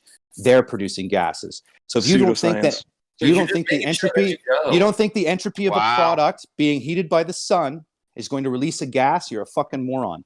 All the process pseudoscience, nothing more. All the process of entropy is releasing. Listen, dude, you buy a fucking home, you move into your brand new house, you have carpet, your carpet's releasing a gas. Your fucking paint from your walls releasing a gas. Your fucking soap and your detergent's releasing a gas. You fucking mung. And what happened during the manufacturing process? Did it take gases and put them in solid form? You're a fucking moron. Gases are being released into the process of entropy at the surface of the Earth, where there's the greatest dynamic difference because of all the complexities that we have around us. Scientifically. Show me your scientific method for this. So this is what your answer is. You're going to deny the fact that your fucking religion. That's it. Yeah, your religion says that you don't need containment for gas pressure. You don't need to fucking have your Earth has to be fucking still or to be moving to be still. You think that it's curving. You think that it's spinning. And then you're asking me for scientific evidence to back up your fucking belief system. You guys are just idiots, dude. So it's 15 I want you to back up 15? 15 psi, that's right. Damn. You could so the desert's hotter. The desert's hotter, will produce more heat, right? The oceans or the plants and animals. So when you have a higher energy exchange, there's going to be what? Higher pressure? Yeah. Where it's hotter, there's going to be less pressure. That's what by your you just no. I did not say that. You said that the desert gets hotter while plants and vegetation. I'm just saying at the surface of the Earth, gases are being created. I used plants and animals as an example, but there's much more than that, gentlemen. There's the ocean. You're correct. There's also the desert. Every object on this planet subjected to the sun's radiation or sun's heat will experience the process of entropy, which is gas being released from fucking anything this world has. The whole half the atmosphere goes smaller. So the gases don't stop because of the sun. Is that what you're saying? Are Yeah, you but the fucking sun idiot? is not shining on me at nighttime, so the pressure should be lower. It should be lower because the sun is not on you. So let me ask you a question. There is low fronts and high fronts that come in, right? So there is a pressure change to the atmosphere, correct? It's not correlated with nighttime and daytime. Yeah, Death Valley tonight. Are right you now kidding it's like me? 70 degrees, and tonight it's going to be. Yeah. So it doesn't change 50 on. It degrees. doesn't change. It The doesn't change on cycles. mere fact that doesn't change. hold on, that the mere fact that in the night is colder, it should be a lower pressure. Really simple. Yeah, I know, but that's what I'm saying. It's 15 psi all year round, all day, every day. I don't know about that, buddy. Well, I mean, I'm telling you, I do. I'm telling you that the reason why they use barometers to tell your altitude is because that's accurate. So this is how dumb you guys are. Have you You filmed need a containment to barometer get 24 pressure, hours, period. 7 hours, 365 days of the year? I'm telling you, this is why barometers are used to tell altitude on almost every ground. Have you filmed one like 24/7 and then observing the entire process? Do you think do you think that that's what's needed? Yes. If you're gonna make a claim that it happened every day of the year, then you have to do it. Every day of the year. This is true. Every day of the year. Have you done it? Who has done it? Show it. Who has done it? Every day. I don't even know where you're arguing Who about has done it? No one. Everybody who uses altimeters, man. Everybody who uses altimeters sit there and measure the daily intervals of pressure. No, they use them daily. They use them all the time. Oh my god, this guy. Kosher, why are you guys like this, man? Or why are you guys not denying that? What's his name? The guy who comes in here a lot. You deny the fact that pressure needs containment. Brian Mabbitt we were talking about his drones, and we're gonna do a test with his drones. Talking about his drones, the way it keeps the altitude, and the way it does it was with a barometer. This is how a lot of tools do this. This is one easy way to test your altitude, is because it's consistent. It doesn't just change at nighttime or change on cold days. So it's consistent because there's a consistent cycle from the consistency of the sun that moves about the earth. That's where the consistent cycle comes from. The elevation is consistent. So you have warm air causes gas cycle. Hold on, data real quick. Warm air causes air pressure to rise.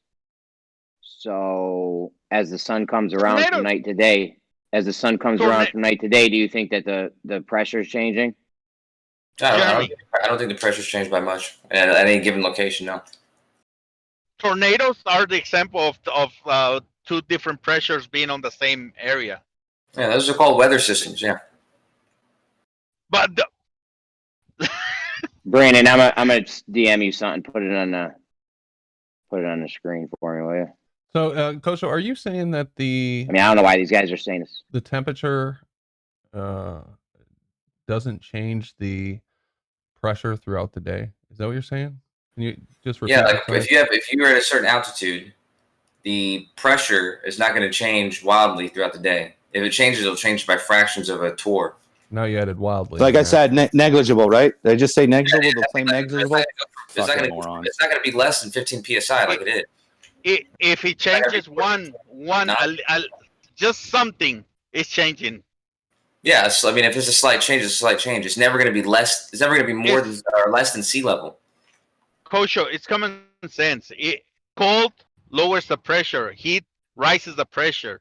At night, you're gonna have a lower pressure. And if you're gonna say no, then you gotta demonstrate that this has been tested 24 hours, 7 days a week, 365 days a year, and show it to be true. Otherwise, it's just a blank claim. Right. So the beach at Hawaii and the beach at Antarctica are both going to be about 14.7 psi, and they're both going to be lower than what it is at Death Valley all year round. So oh my God! It doesn't just change while they don't follow the temperature. Do you know what the consistent variable here is, bro? It's that all the gases are being produced at the surface. That's the commonality. Okay, so don't expect it to change in crazy variables. Crazy variables until you actually go up in higher elevations. What gases are being created at Death Valley? So are you telling me when the sun heats the ground? Asking you a question is what I'm doing. Again, I'm gonna answer it with a question to put it in perspective for you. It should just be an answer. If the sun hits the desert, Is the sand going to react to the heat from the sun? Is it going to produce? What gases are being created in Death Valley? Bro, the gas fills the volume. Do you know the speed of gas? Is anybody going to answer the question? Yeah, Yes, I am right now. Is my mic working? Hello? Go ahead. Asking another question. I'm asking what gases are created in Death Valley. No gases Some are gases. created at Death Valley. Hold on a But minute. wait a We're minute. talking There's microbial no plant life for respiration and animals in Death decomposition. Valley. Pressure. Is there any plant life Is for there- animals in Death Valley? Is there community? Is there community in that place? Exactly. No, actually, it's pretty damn dry. Yeah, No, the Pretty damn actual conditions of the environment, just because you're saying it's dry, it won't produce gas. There's already gas in the fucking air. The ground will heat up and change the temperature of the gas that's already in the fucking air, you morons. And what happens when things This get is warm? Do really they get simple. more dense or less dense? At the end of the day, when you Do have things get more dense or high- less dense when they get hot? they get less. Simple they question. expand. Come on, Data. They expand. is Thank what you. They get do. less More dense. dense. Very good. Thank you very much. And Less they dense. expand under the dome. That's Thank what it's you. called. Part of our cycle. Less dense. Part of our Less cycle. dense. You need the hot air. Oh, to hold move on, It's hold getting on. more hot dense. gas. It's not. It's getting less dense when it gets hot. Again, the air is already humidity into it, whether you're over the desert Less or dense or fucking more not. dense when it gets If hot. you shine the heat on the ground, it's going to heat up the atmosphere. The air is already And there, less dense or more dense? so it's going to cause the air to rise, my friend. And what happens? Is that less dense or more dense? So the colder air that's up above will get pushed down by the hot air rising. That's what happened.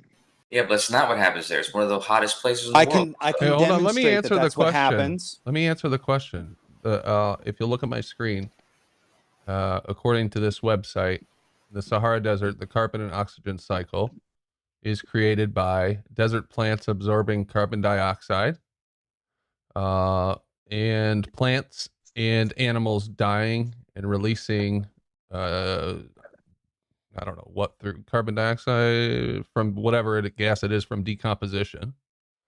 And then there's some soil process that also takes place.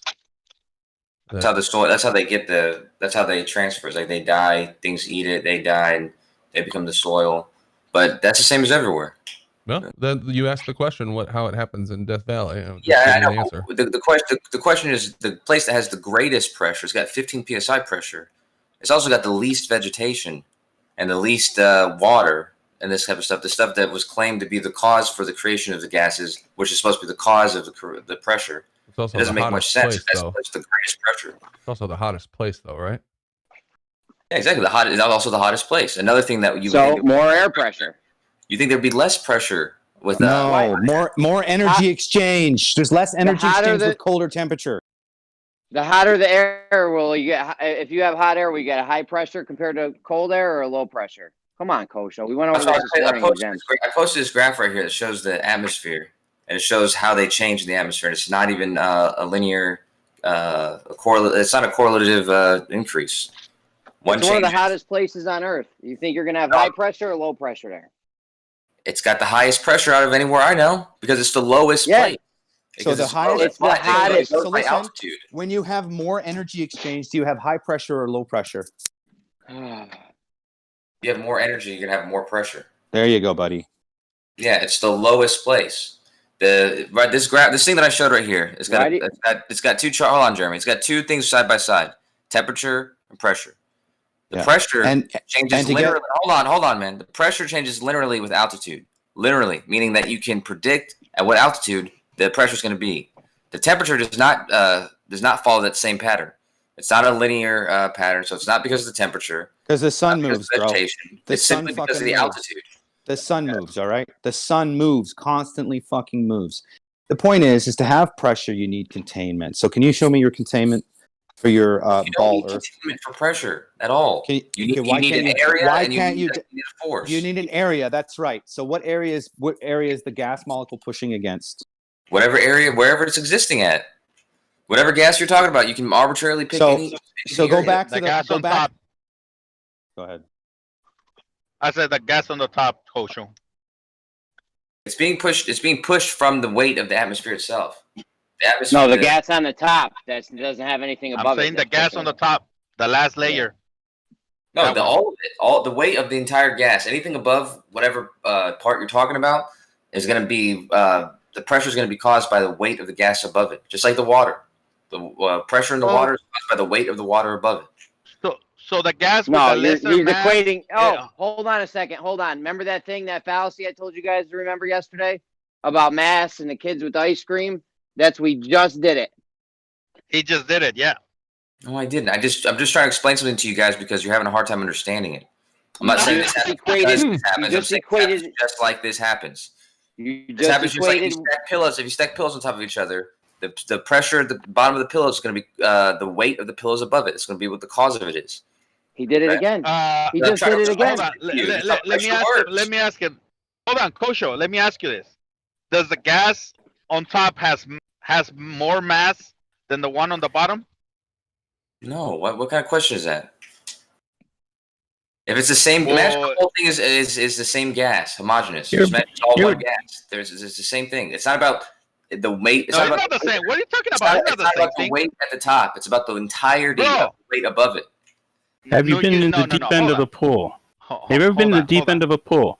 You ever been underwater? Why are you guys equating gas to? Why are you equating gas to water? Because it's similar. The principles are the same. The principle is the same thing. The water above you, it's exactly the same thing. It's not exactly the same thing. Exactly the same. Literally not exactly the same thing.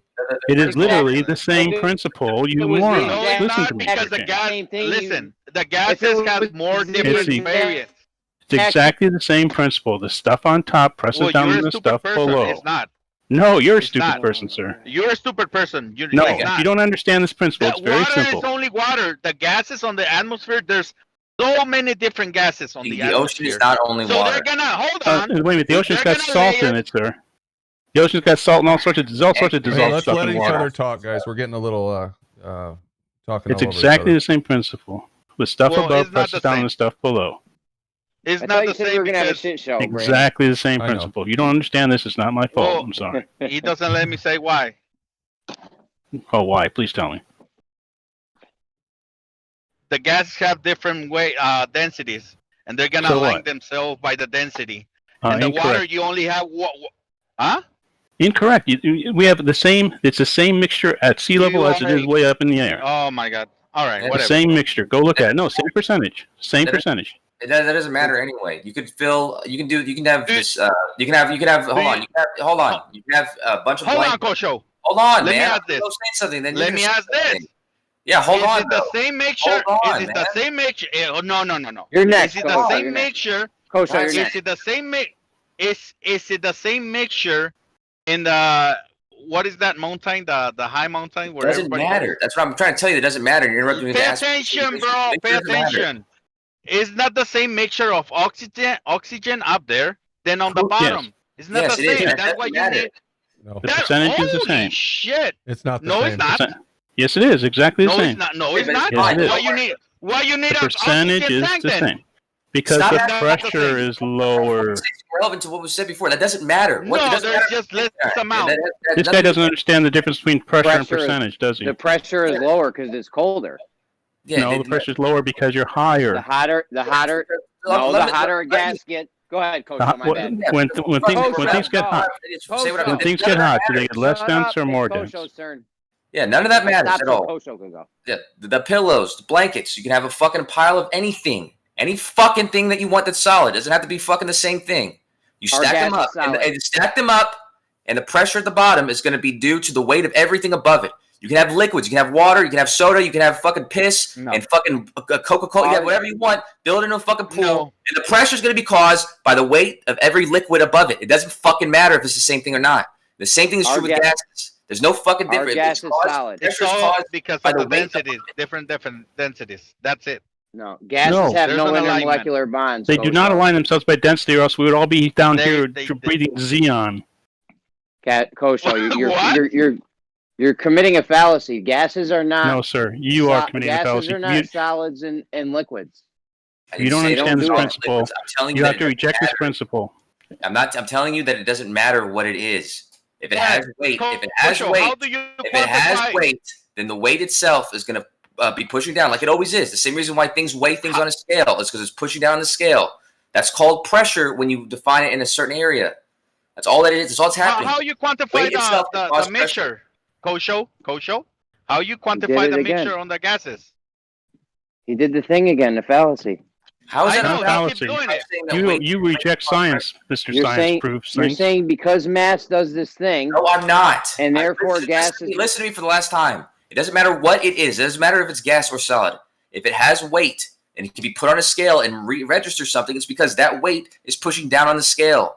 All that means is that weight, if you add more air on movement, a weight. that weight can cause a pressure if you define it in a certain area, which is what pressure is. But our argument is you can't cannot- have our argument is you can't have the pressure without a container in order to put it on the Well, you're scale to wrong. get weight. In order to put it on the scale and get weight, How are you gonna gonna weight air without a container, moron? You're gonna need to put it in a Tell me. container. It's called gravity, moron. I'll do it right now. I've done it. I did it and showed it to you guys. I'll do it again right now. It's not hard. No, we already know you're gonna let gas fall on a scale. On a scale. So if I let something fall on a scale, you think that's what it weighs? Yes. Oh, it's going to be that minus the air that's the same density as the rest of the air, but the air that weighs heavier, that's going to be what it weighs. I'm going to throw something at a scale. Down. I'm going to throw something at a scale, and I want you to tell me how much the thing weighs by what the number reads on a scale. You think you could do that? How long you think you could do that? How long is that number going to stay on the scale? Whatever. Do you think you could do that? Do you think that you can make the number stay on the scale for a minute? Maybe not. Well, I think that I What's can. the difference? What's the difference with how long the number stays on the scale for? It will give you that weight for over a minute. Well, So you're just going to pour I can gas let on it? water. Hold on. You're just I going can to let pour water gas from on a it? hose go into a scale, buddy. You're just going to pour gas onto a scale. No raised edges or nothing. Just a flat surface. Yeah, I'm going to use a plate. And then you're going to stop pouring the gas on it, and it's going to stay there for a minute, you said? Yeah, I'm going to use a plate, and I'm going to be a positive value for more than a minute. Yeah. Is the plate going to be flat, or is it going to have walls on it? It'll be it'll be flat somewhat, but the flatter it is, the more the gases are just going to slide off. So it's going to slide off. So it's going to have. You try to weight water on a completely flat surface. You try to put it on a raised plate a little bit, but. So you're going to use something with walls, essentially. No, just something that's not going to let it all fall away real quick. Like, why would you wouldn't weigh? You wouldn't. That's what. How would you weigh container walls? Exactly. That's our argument. You need container walls. How would you weigh a liquid, though? Oh, stop with this. How would you weigh a liquid? Exactly. What's the difference between weighing a liquid and weighing a gas? I'm not arguing about liquid. We're arguing about gas, and you can't weigh this the gas. Same thing. Yeah, but you weigh said this gas without container walls. You said earlier that you can actually. You can actually with the pressure. You can figure out the pressure and then figure out the weight that the pressure would cause. Yeah. Okay. Well, let's see. Let's see you do this thing without it. Let's say you do this thing without anything with walls on it, container walls, a flat surface, Kosho. So then when you're done, I'm going to throw something at a scale, and I want you to tell me how much the thing weighed that I threw at the scale. So I'm not going to show you what I threw at it. I'm not going to show you what I threw at it. I'm just going to show you the numbers on the scale, and I want you to tell me how much that thing weighed. Deal? You're being silly, dude. If you you're being silly. If you're applying a force, an instant force onto a scale to see what kind of weight it's going to have, that's not what weight is. That's what you're doing. Weight is that's what you're doing. Force pressing down on it. If the thing falls off the scale, it's not going to be weighing it. So that's what you're doing. Something that's going to keep it on the scale. Kosho, that is what you're doing. So you need container walls. You're telling you me need something that's going to keep it on the scale. Container walls. Weigh it. Container walls. Like if you had beer or something, like how much does beer weigh? You put it on. I'm not talking about. It's all going to fall off. So you need container walls for this gas you're going to weigh, right? You just need something that's not going to let it fall off the sides of the scale. Container walls. It could be tiny. It could be a tiny. The thing we're arguing for that we're saying you need is what you're going to use. No. To show us that we don't need it. Container walls? Yes, that's the whole thing. Obviously, you need container walls to have gas pressure. The definition of gas pressure is the force exerted upon the walls of its container. Yeah, well, it's not giving pressure onto the walls of the container whenever it's open like that. It's giving pressure downward. That's where the force is. Oh, the pressure is not caused by weight. Man, come on, bro. Caused by the walls of the container. Makes no sense, man. Are you saying the downward bias causes the pressure? I'm saying to you is that if you have something in there with slight walls on it, the weight that it's weighing down, like if you did that with water, the weight that the scale is reading is not going to be due to the walls of the container pushing the water sideways and then down. This makes no sense. Kosho, I would like to know how people quantify this mixture equally all over the place. Can you point me out how this is been done? It. Yeah, they measure how it. You measure. Yeah, that's what I'm asking you. How you measure it? What are you talking about? They measure it. You can use all sorts of things. I'm asking you. Listen to the word. Weird questions, how they measure it. You can use spectroscopy. You could use, all sorts of stuff. Gases? Yes. For oxygen, they use this, the light. Yes. Yeah. Helium was discovered on the sun using spectroscopy before it was discovered on Earth. Helium was discovered in the sun, huh? It was before it was discovered on Earth. And Kosho, how did they determine that it was helium in the first place? That's crazy, How did they determine that? That's why somebody needs to they didn't know what it was. It was a new. They're like, what is this shit? We don't even know what it is. And then they found out they found some on Earth. But Kosho, how did they determine it was helium? They just knew it was something. They didn't know what it was. Hold on. They're getting a reading from a source that has non-medium. So how are they determining that whatever they're reading from that sun is the same helium and it works the same way as here on the Earth where we have a medium? Because they all have the same signature. The spectro. What do you call it? What do you call them? The spectral lines. They all have the same spectral lines. If it's the same substance, it's going to have the same exact spectral lines. So you're comparing them with barcodes that tell you exactly what element it is. I'm assuming you're comparing when you say spectroscopy, right? I'm assuming they have some sort of comparison with the elements from here on Earth, right? Yeah, that's what I'm saying. That each one of them. Okay. But what I'm trying to tell you is how can we rule out that the sun or helium or whatever the components that make up the so-called sun, how can we rule out that here in the medium it works the same way as the so-called non-medium outside? Because you're saying due to the elements that we have on Earth where we have a medium, we can determine what is the elements or this thing that is outside of the medium. I understand your question. You don't got to keep saying medium because I understand the question. Okay, it's easy. The spectral lines, you can get either emission lines or absorption lines. So it doesn't matter what the medium is. They can, make distinct the emission lines and the absorption lines. And the absorption lines are going to be the ones that the atmosphere is reading to them, and the emission lines are going to be what's being emitted from the sun. So is it fair to say at most is somebody's best guess or assumption? No, it's not at all. It's not fair to say that because they're exact signatures. Can I just say how do we verify Earth? It matches the hydrogen on the sun. When you look at any other element, it matches. So it's a distinct signature. Other than looking at it and say, hey, this looks like this thing, right? Other than that, how do we verify these things? They test them here on Earth, and then they test using these tools. They use these tools on Earth. They use these tools fucking wherever. But what I'm telling you is I hear that you're saying they test, right? Which I'm assuming is more just looking because you can't really touch outside. You can't really go there. So other than looking, right? Other than say, hey, this coincidentally look just like this over here, right? So let's just assume. Other than that, what else can we do to further to strengthen that belief? Yeah, they match it with like the theories in quantum mechanics, which tell us about atoms and how you can get hydrogen and turn that to helium and turn that into carbon and oxygen, and then they look at the sun and they see that it's got the exact ratios that they would expect. So the exact principles in multiple fields of science work together to give you the same answer. Listen, I have a quantum mechanics guy, so be careful. And Kosho, one last thing. Why would they expect this certain elements? Why do they expect it? Yeah, because you say they would expect it, right? Why would they expect because like I said, they try to say, okay, how is the sun formed? Could it be formed by gravity and pressure? What would happen if it had this much pressure? What would it do? Oh, it would create fusion. What would the reactions be?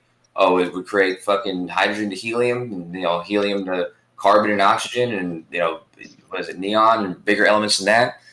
And so they look at the principles of different fields of science. They give you the same answer. they knew the name of these gases before they even find them on Earth? They knew the name. It didn't tell them its name. It didn't say, by the way, I'm helium. They called it helium because they found it on the sun. Helios was the Roman god for, or was it the Roman god? Yeah, Roman god for the sun. It was a Greek name for the sun. Let me interrupt for a second and read something. B-Ball for Life. Jeremy, have you started listening to that physics audiobook I sent you? B-Ball for Life. $5. Thanks, B-Ball. Jeremy? Not yet. Not yet. No. Not yet. Did you watch any of those videos I sent you, Jeremy? Not yet. Not yet. I'm gonna get on this, guys. This weekend. Okay. Bro, I'm the son of a bitch. You just tried using container walls on your scale when we're telling you need the container walls. Come on, bro. So is that y'all's contention that that's your claim that you need container walls to create a perpendicular force? So the walls, the walls of the container are creating the downward force of the water when you weigh water. We're saying, listen, stop trying to equate. Stop trying to equate liquid and gas. First of all, not equating. Second of all, where this principle is coming from. Second of all, hold on. Second of all, you can't have gas pressure without container walls. We've been saying that for. Why are you acting like this is a surprise? Tell me how We've been saying this for years. Tell me this principle that causes perpendicular force. Whenever the container walls are creating this downward force. How does it make sense? Without the container walls, you won't even have the gas pressure to begin with. I don't care about the delta, the X. I'm not talking about delta. Pressure. Yeah. Well, I thought we were talking about gas pressure. I'm talking about weight, the weight of the gas. How are the walls of the container creating the weight of the gas? Because if you're getting your gas to stay on your scale by using container walls. Yeah, but which is what we're saying. How are they making it and giving it weight? It's not giving it weight. It's just allowing. You're not measuring the weight. You're not measuring the weight. Just like if I throw something at a scale and show you the numbers, you're not going to be able to tell me the weight of it because that's not what you're measuring. Wait, if you throw something at a container wall, is that going to give you a downward weight, a downward force in the scale? The answer is no. It'll make my temperature would. What? If you had gas as an introduced temperature, you would have gases rise and gases sink. It's one of the silliest things in the world that people who won't admit that gases have weight, when there's so many ways to prove that gases indeed have weight. They have pressure. Weight in a container. They have pressure in which is what we're arguing for is the container walls.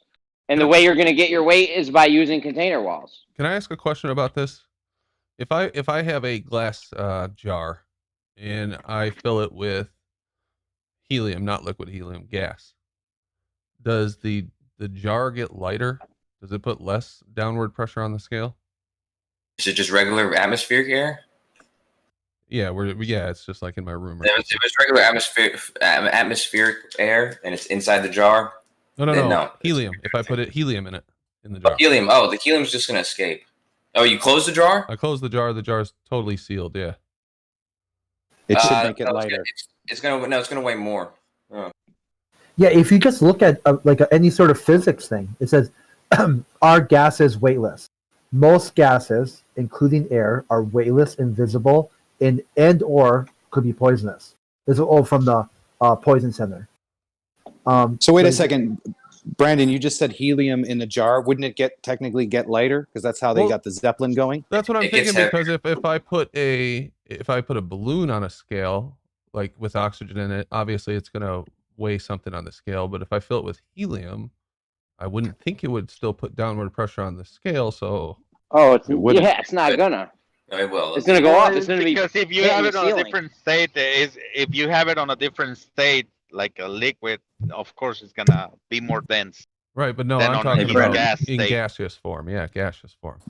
Well, the Zeppelin is gaseous form. The Zeppelin is a climate. Right? Yeah, here's one right here from Cora. Do gases have weight? No, gases have mass, and mass is affected by the force of gravity. So who said gases don't have weight? Where'd that come from, Chris? That's Cora. Here, I'll post it. He's saying right there that it has mass, and they're affected by the force of gravity, and in the atmosphere. And he's saying they don't have weight. Remember, guys. No, Jeremy. When they say mass, remember Gravity is involved in that shit. You cannot get rid of it. That just goes. How? Well, Yeah, he's saying they don't have weight. He's saying gases don't have weight. That's poor though. I could have wrote that. Yeah, Cora, there's other answers in Cora that say. But here, the guy is a PhD nuclear engineer and radiologist. So what, man? Veach wrote an article on Nora. That doesn't. It doesn't mean. I'm not saying Veach isn't smart, but anyone can write anything on Quora. Oh, okay. Yeah, but this guy's from the University of Michigan, so obviously. Well, there we go, Kosho. Gases don't have weight from Quora. You trust Quora? Dude, Well, you could send him a message. Mass, man. If they have mass, that means they have weight. Well, why is he saying they don't have weight? Does this guy Because not most know of what them he's are talking lighter about? than air. That's what he's saying. If they're lighter than air, then you're not gonna be able to register them on a scale. How do you But phrase it? if you some gas tanks, the only way to tell how much is left in them is by weighing them. Read it again, Crit. Hold on, read it again, Crit. Well, I posted it in. I know I can't see. Just read it again. Oh, please. okay. So basically, the question on Quora clearly says, "Do gases have weight?" PhD William Byer, nuclear engineering and radiological services, University of Michigan. He says all gases. Okay, wait. Then he says here, do gases have weight? No. Weight is a force of gravity on a mass. Thus any mass, including gas, which is between other masses and balancing gravitational fields, will have zero weight. There we go. PhD motherfuckers. Kosho. What now? What? The weight of any mass will be nearly zero. That's fine. Very That's fine. Okay. Read the next part again. Read the next part. Yeah. He's talking about the weight in air, and therefore he says that will have a negative weight. That's because he's we weighing live in air. We live in air. Sure. Yeah, so we what? live in air. Yeah, we have a buoyancy effect. That's why if you go to an international standards body that weighs something, they'll weigh it in a vacuum. If you weigh something in air, there's a buoyancy effect caused by the air. So, the gases that Kosho's trying to weigh in air, the guy's telling you, Kosho, they don't have weight in air. CO2 does have weight. You can weigh it. No, it has negative weight. Do you not see the paragraph where he says it has appeared to have a negative weight in air? So there you go. Not only do they not have weight, they have negative weight. No, he's talking about buoyancy. When you weigh something in air, if you were to weigh the thing in a vacuum, it would always have weight. So, Kosho, you're saying that the PhD is wrong in this case? No, he's talking about weighing things in air. Yeah, where we live in air. Yeah, we know we live in air and we have buoyancy effects due to air, but weight, if you were in a vacuum, you get the genuine weight of something. But we don't live in a vacuum, Rumpus. Why you keep saying that? We don't live. That's not a natural. We live in air. Who cares whether it's natural or not? You want to know the actual weight of the gas, and you've got these two effects going on: the weight, their weight, and the buoyancy effects. You've got two things, and that's why if you want to know how so much something weighs, you have to go to a lab where they weigh things in a vacuum for you.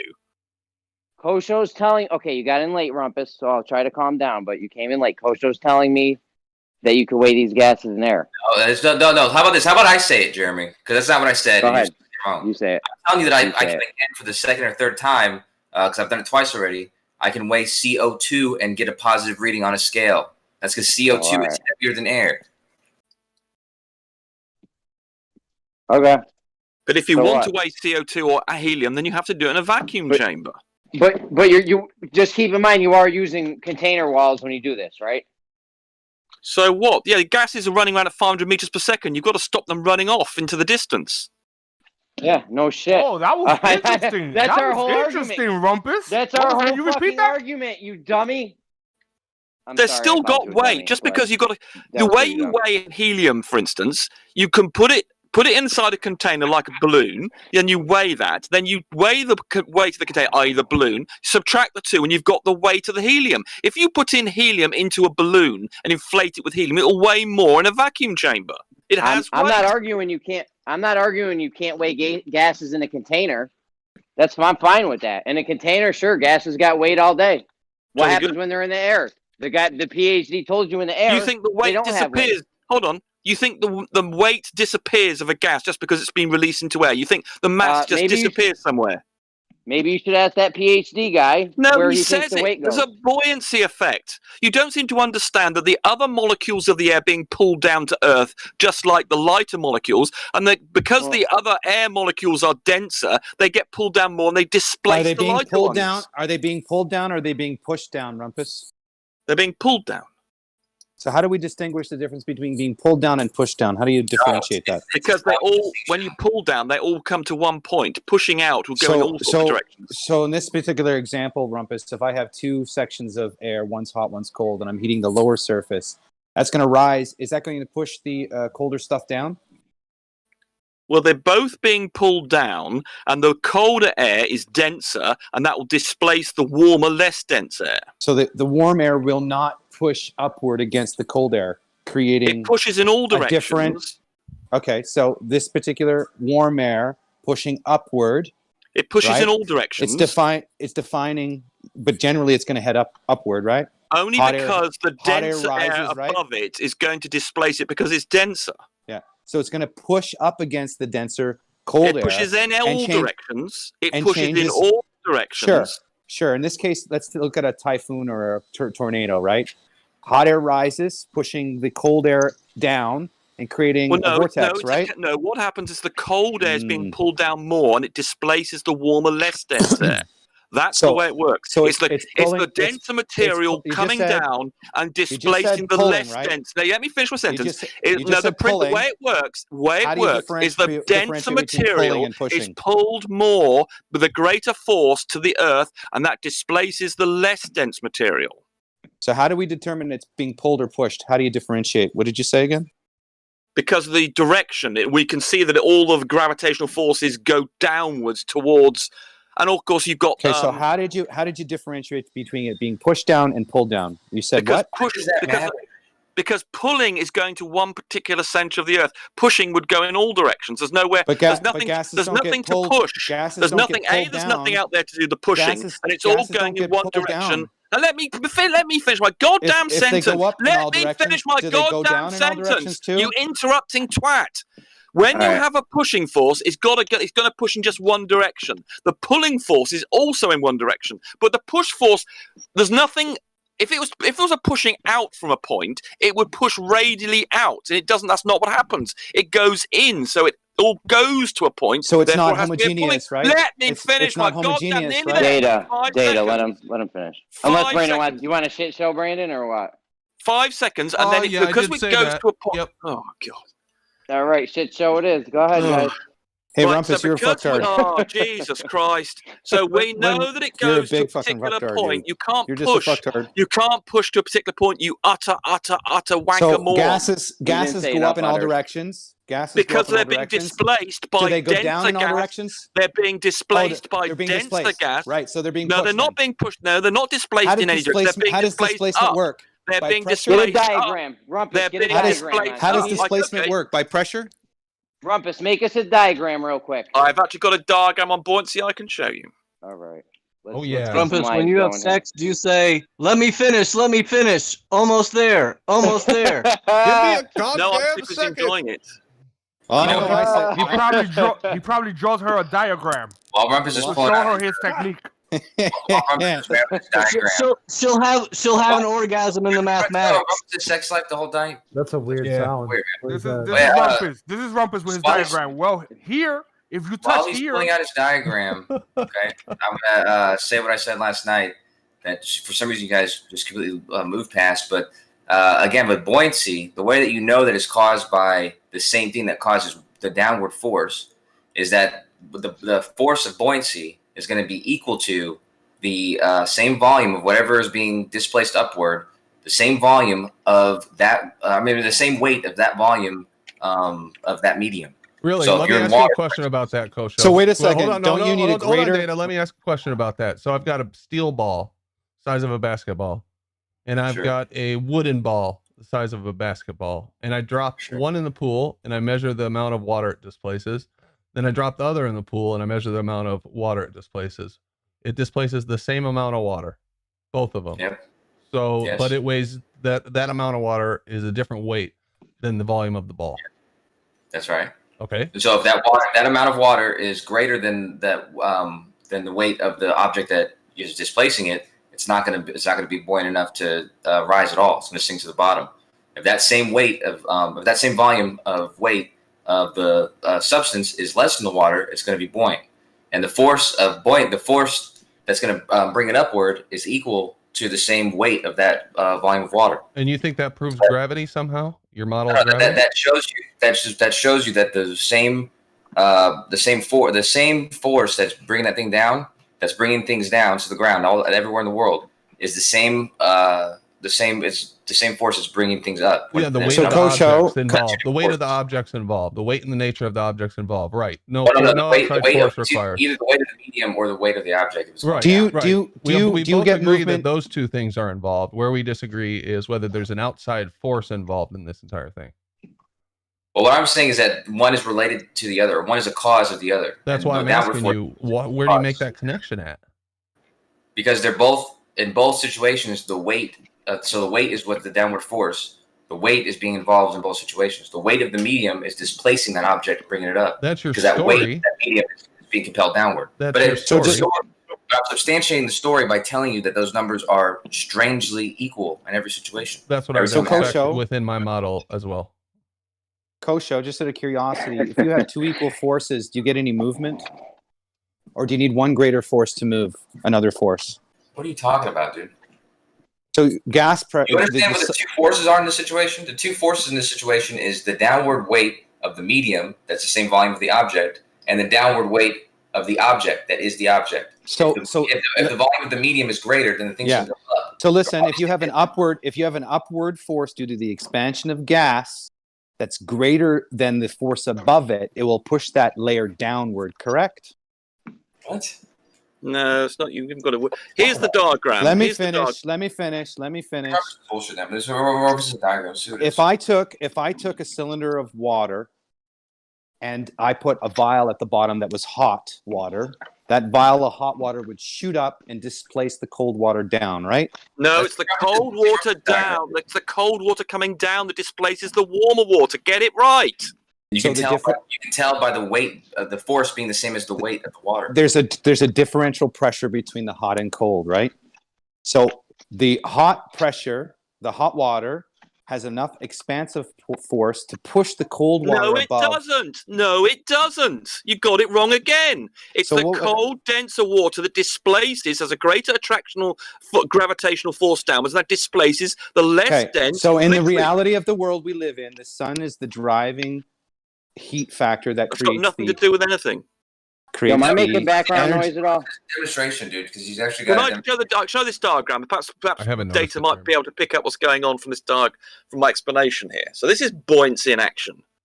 So we have in here, but this is actually an egg-shaped thing I've got here, and it is we're going to say it's denser than the medium. So I'm also weighing it. I've actually got a little force meter on here, showing what the force that it picks up.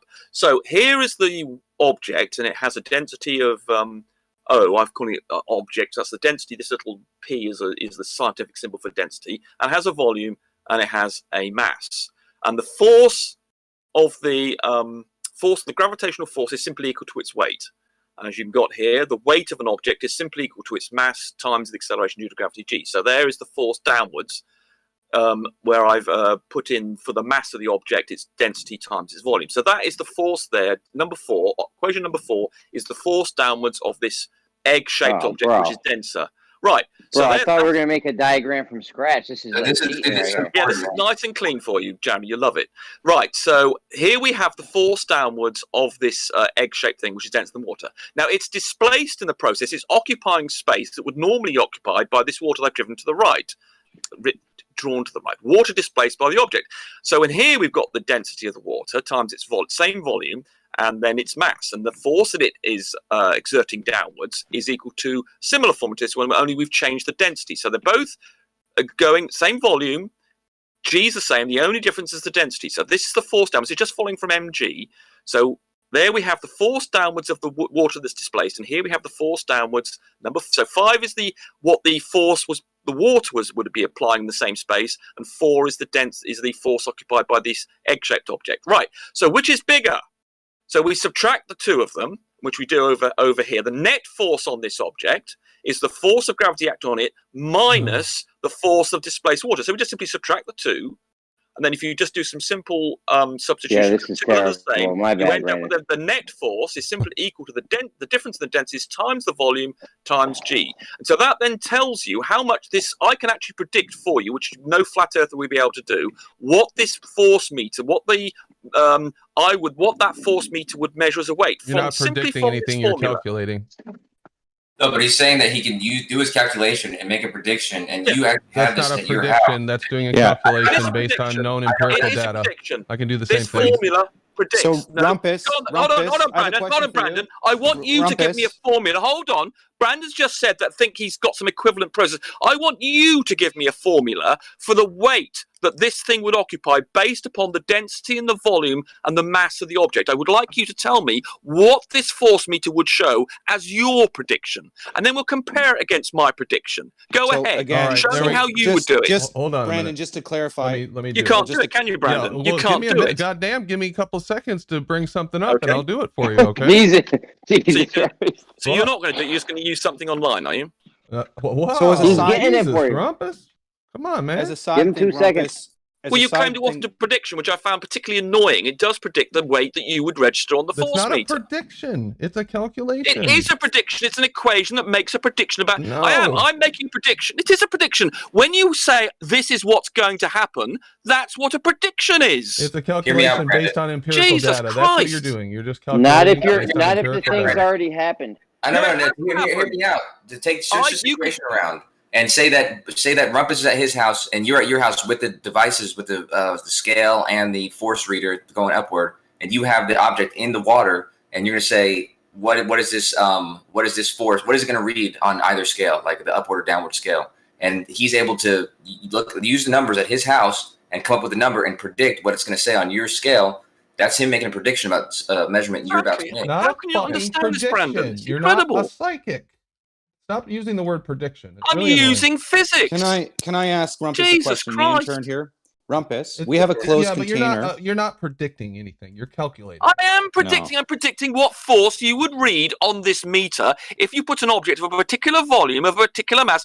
You're just calculating the displacement. Exactly. Rumpus. That's It's not what a prediction is. It's not a big deal. So listen. It is. There's a formula here that I've got that Brandon hasn't, and I can make a prediction. You're not doing of what anything new here. His spring balance would measure. That is a prediction. You're measuring a pressure force, but at the end of the day, we're not measuring anything. I'm predicting what he would see on his scale. You're measuring That's a some prediction. variables. You're measuring the weight. You're measuring the I'm making medium. a prediction. And then you're calculating what the Yes, weight that's a will be. prediction. That's what you're doing. Exactly. I'm making a prediction with the calculation, which means my calculation will be correct if you then end up with the force that I'm predicting.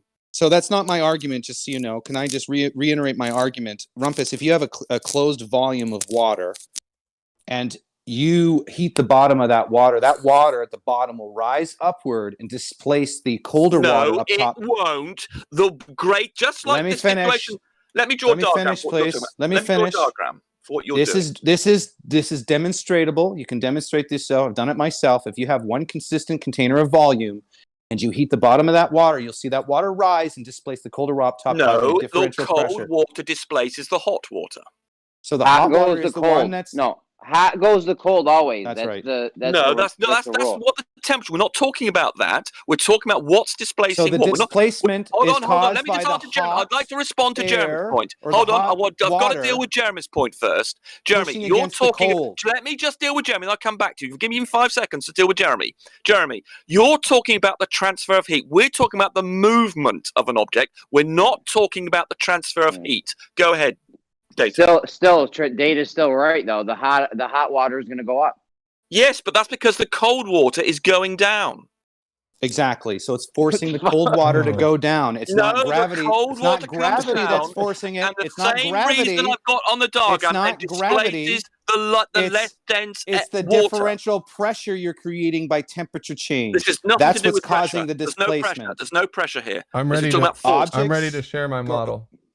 Okay. All right. Can you see my screen? Are you about to make some science fiction predictions, Brandon? Yeah, I'm about to show you my calculations and how my equations for figuring this out.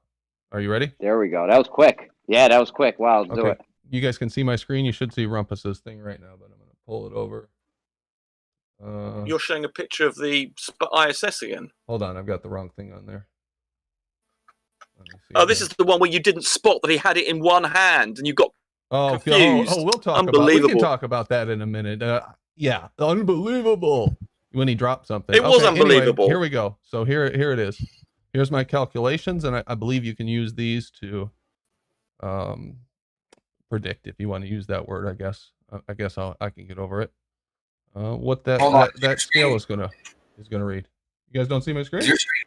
Sorry, just to make sure I'm looking at the right screen. Does your screen look like buoyancy? Wow, I'm surprised. That requires gravity, you know. Hold on, but Brandon, I just want to make sure I'm looking at the right screen. Does your screen look like Yeah, we just happen to actually have similar diagrams. Yeah, it's just just make sure I said because I didn't know if I was still looking at Rumps. No, it's just coincidental. That all checks out. Yeah, it does. That all checks No, it doesn't. out, You don't get an answer that I get. You don't get the answer I get. The exact same answer you get. No, you don't. I do. You just take I do. G's, and therefore you don't get the answer. What value do you use for G?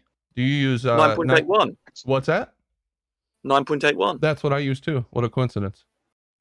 Well, that is acceleration.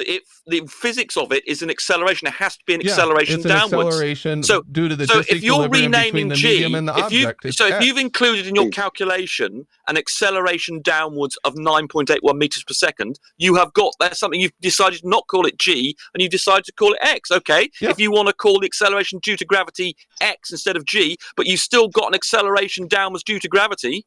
No. See, look at the notation. See the notation right here? It says X equals acceleration due to disequilibrium between medium and object. So it's medium dependent. Sorry. Archimedes' principle is gravity. Hey, can you use my thing here to calculate correctly? Given that my X but you equals can't calculate G. Yes, I can. No, you can't. I'm not using G. You show me how you calculate the acceleration due to gravity. Can I predict the answer with my equations here? Yes or no, Rumpus? No, you're using my equations. No, they're not. They're not your equations. You don't have X in your equations. All you've done is to rename G. rename G. So you want to call gravity X? Fine. Yeah, I'm with Rumpus.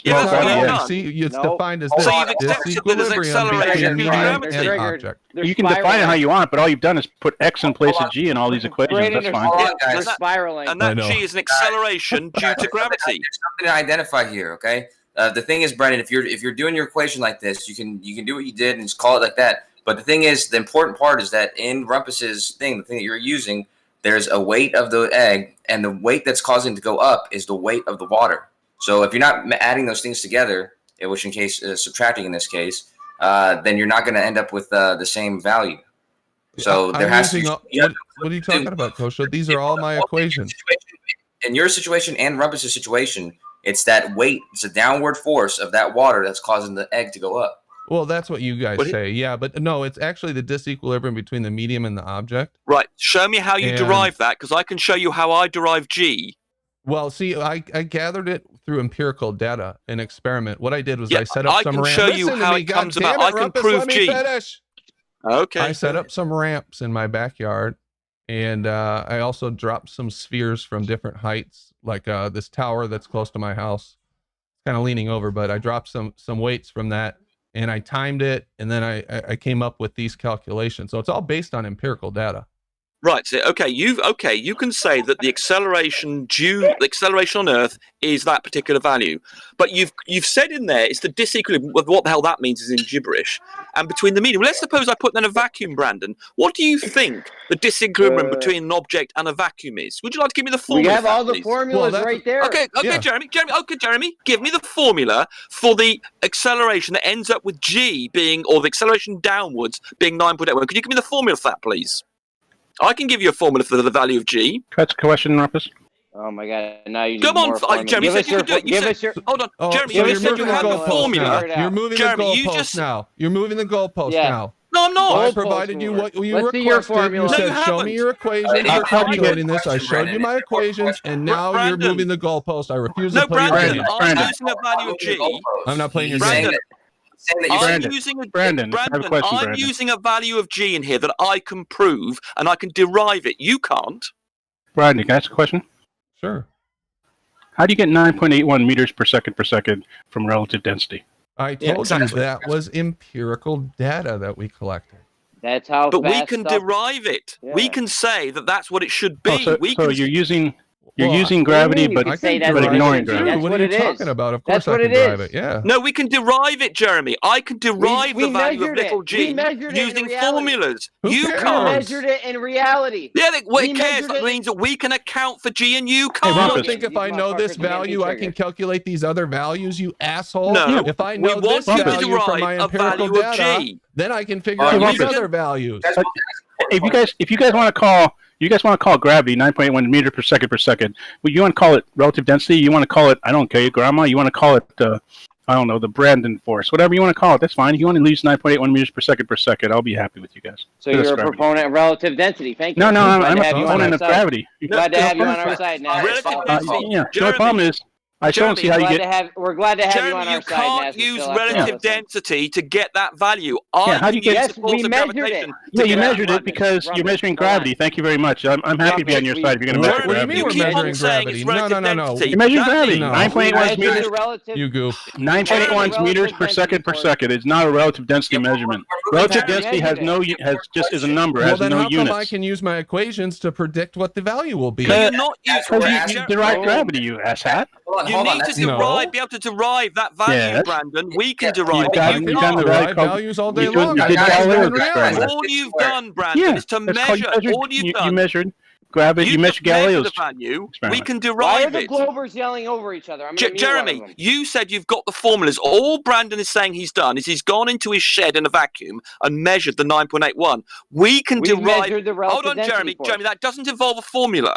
He's just saying he would measure that. You said you had the formula. Jeremy, let me finish. Please, Jeremy. My bad. Go ahead. Go ahead. You said that you had the formulas for it. That means you've got to have a formula for G. We've got formulas for G. No, it doesn't. You haven't. You measured it in reality. That's how you got the fucking value. Yeah, Same thing you I get did. it from measuring We can derive it, Brandon. We I can say derive it G, too, and then we 'cause can I know say what the value is. I can build no, any that's equation different. I want No, you're just around it. measuring it. Jeremy, I know what the Sorry, actual value Brandon, is. I know what the value of you're all That's not how you the derive stuff, fucking- Brandon. I know the value You're of all saying the it comes variables from relative involved. density. I can play Brandon, around that's not how with you derive X, Y's, things, and Brandon. Z's just like Brandon, you. I you're can make saying it comes whatever from relative equation I density. That want. I can go means- around saying that I can Brandon, predict we shit. need a formula from you that starts off with G is equal to some function of relative density. No, you don't. And you Now, can't you have moved do the that. goalpost so far away, Rumpus. No, I'm not. It's so obvious. No. The audience is You- laughing at you right now. Jesus Christ, you can't see this. If you think that the acceleration is due to relative density, you need to be able to provide us with a formula that says, with this relative density, you end up with a value of 9.81.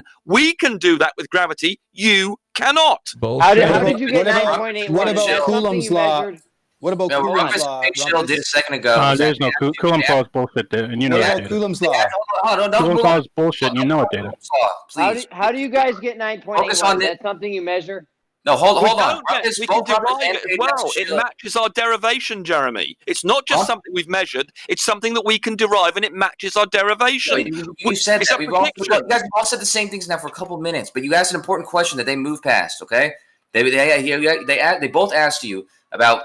You said that you can use this equation to get the same values, but the question is, what are you using to get those values? Not an observation. What would you get to put in the values to determine how much the egg weighs upward or downward, how much the water weighs, how much it's going to displace it, and how the disequilibrium between them is going to cause. No, Kosho, no. They're saying all he's done is to substitute G. He's saying he doesn't have to justify G. He's saying he's measured that empirically, and then he's shoving that into my equations instead of my G. Yeah, of But he's saying he's not using your But equation. Kosho, the point is they cannot derive why the value of G is the value is. We can. That's the crucial You can make difference up a between story, us. sure. Again, wait a second. You made up a we story can't- of space-time bending, and we have reality.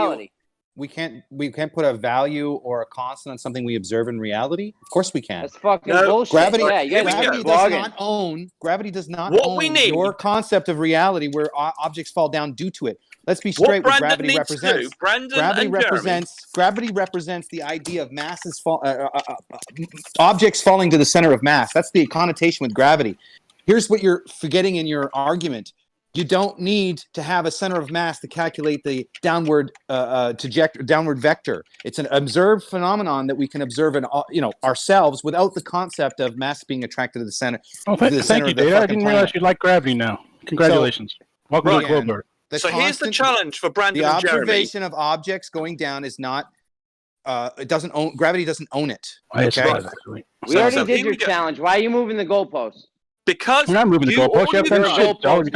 All you've done is to rename my little g. We measured that. Yeah, that's fine. It's not You little measured. g. That's fine. It's that's little fine. d. That's it's fine. called little now, d for yeah, for the little. That's fine. You can say you little RD. Please, Paige. I only need 10 seconds. So what you measuring? That's fine. You can say that there is this acceleration downwards on 9.81. But the difference is, here's the challenge. You both of you have said it's a function of relative density. That means you should be able to do the following. You should be able to say that little value of g is equal to f, I've got here, of relative density. There's something you do with relative density, some mathematical function that ends up with 9.81. Now we can do this. We can do this with gravity. We can do this with gravity. You need to be able to do that with relative density. Go ahead. Listen to me. F equals m times x.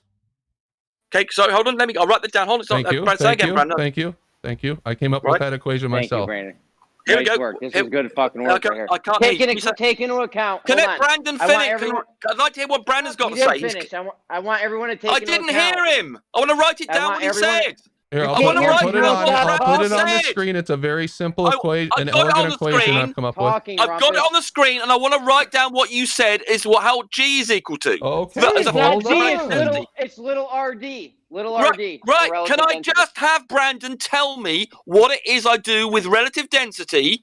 So I want him to define what relative density is, which I've got up here, and I could say, if you like, I've got row 0, row of the object. It's called specific gravity, Rumpus. Right. Okay. So here we go. Here's row 0. I'll copy that then.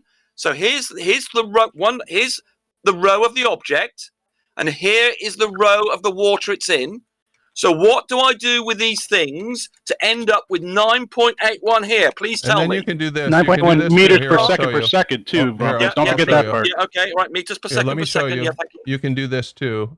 You can go force divided by mass. No, hold on. No, you said it was function of relative density. You're only allowed to start off with relative density. You're only allowed these two things because you said that little g, the acceleration, is just. I don't have little g. There's no little g in my equation. Whatever you want to call it. What are you talking about? You said. Okay, we're talking about this acceleration downwards. You said is a function of relative density. So I've put in the two densities. What do I do with these two densities to end up with the value of 9.81, which will be the measured acceleration downwards? Tell me what to do with these two values that would end up with that. All right. See this equation down here that I put on the screen? Okay. Force divided by mass equals the disequilibrium between medium and object. No, Brandon, you've only got relative density. You told me that you could work this out from relative density. See how he's moving the goalposts? I mean, I know you're trying to set this up for. You said relative density. What do I do with the two values of density to end up with 9.81? Hoops, if you can answer my questions. Did I provide you with an equation which can be used to predict the value of the that would be on the scale? Did I do that for you? Yes or no? No. Really? Because I have equations here. Not from relative density. I'm going to mute him right now. I should mute you right now, Rumpus. You said you've actually written up there due to between the disequilibrium, which I presumably means density, between the medium. So you've written in red in a box what you think is the cause of X. So I'm asking you to give me the formula that red box represents. We tried giving it to you. You wouldn't listen. No, I haven't. I'm writing. I've got it down here on screen. I've got the two densities here, and I want Brandon to tell me what I do with them. My God. He tried to give you the math. It's quite annoying. You made a claim that it's a function of relative density, and I want you to tell me what I have to do with these two numbers to end up with 9.81. You're a little too triggered, Rumpus. Let's just take a break. Let's take a break.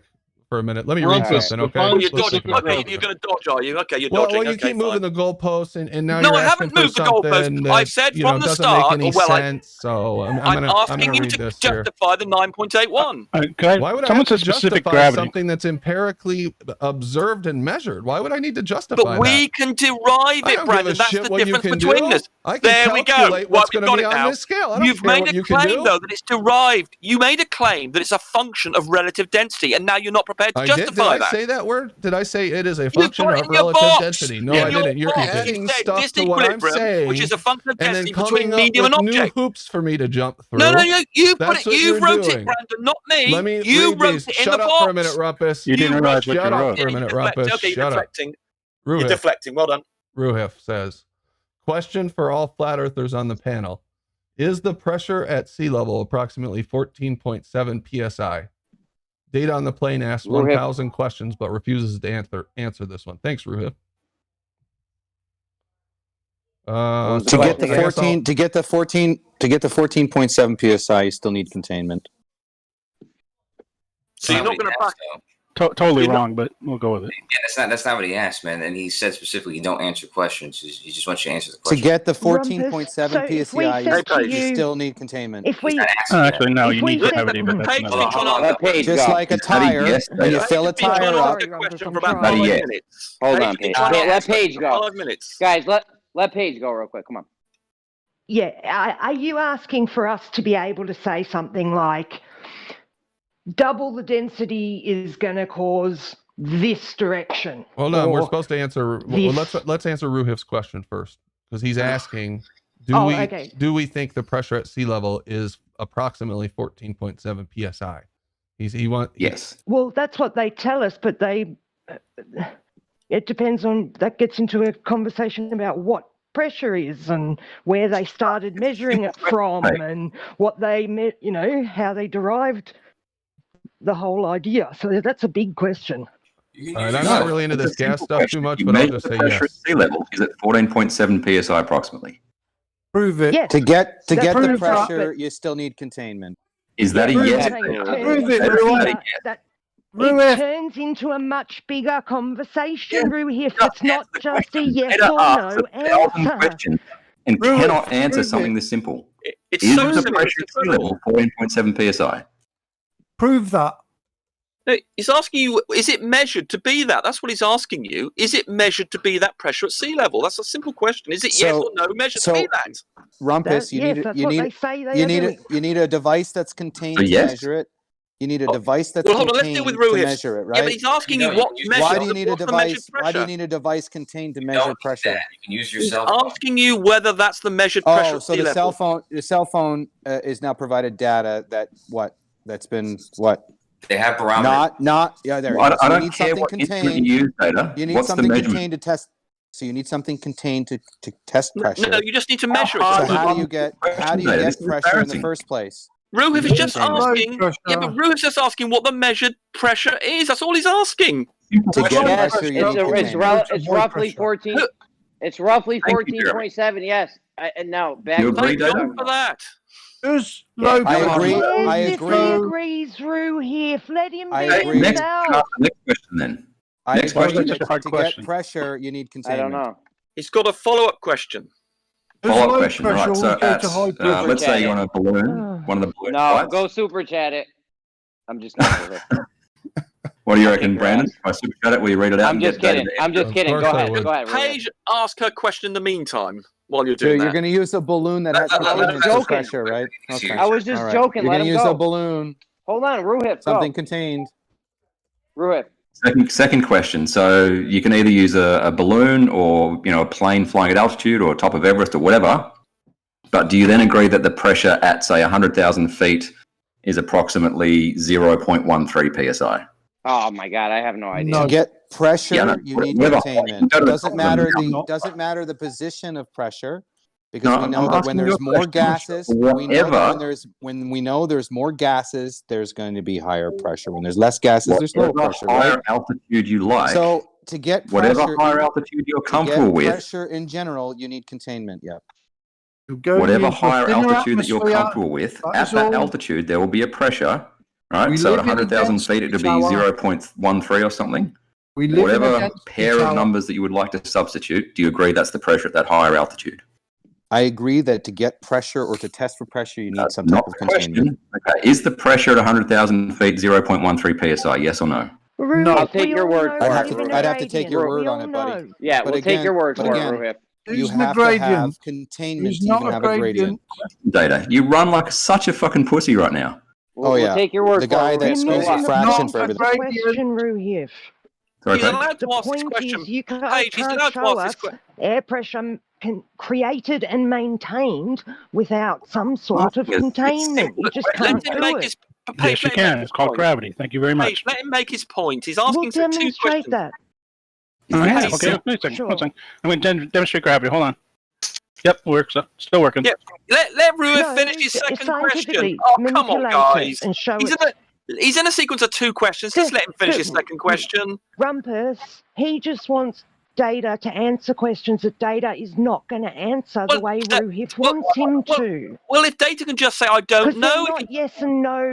Yeah, but no, if Ruhif asks him what the pressure is. No. You guys just always want to back us into a corner. That's right. And, Yeah, you know, well, he's got a reason for it. Yeah, but you will. I don't mind being backed into a corner. Understand when you know you're going to be backed into a corner, about the things Paige, that I we're don't mind talking about, being you've got backed to look into a at it from corner.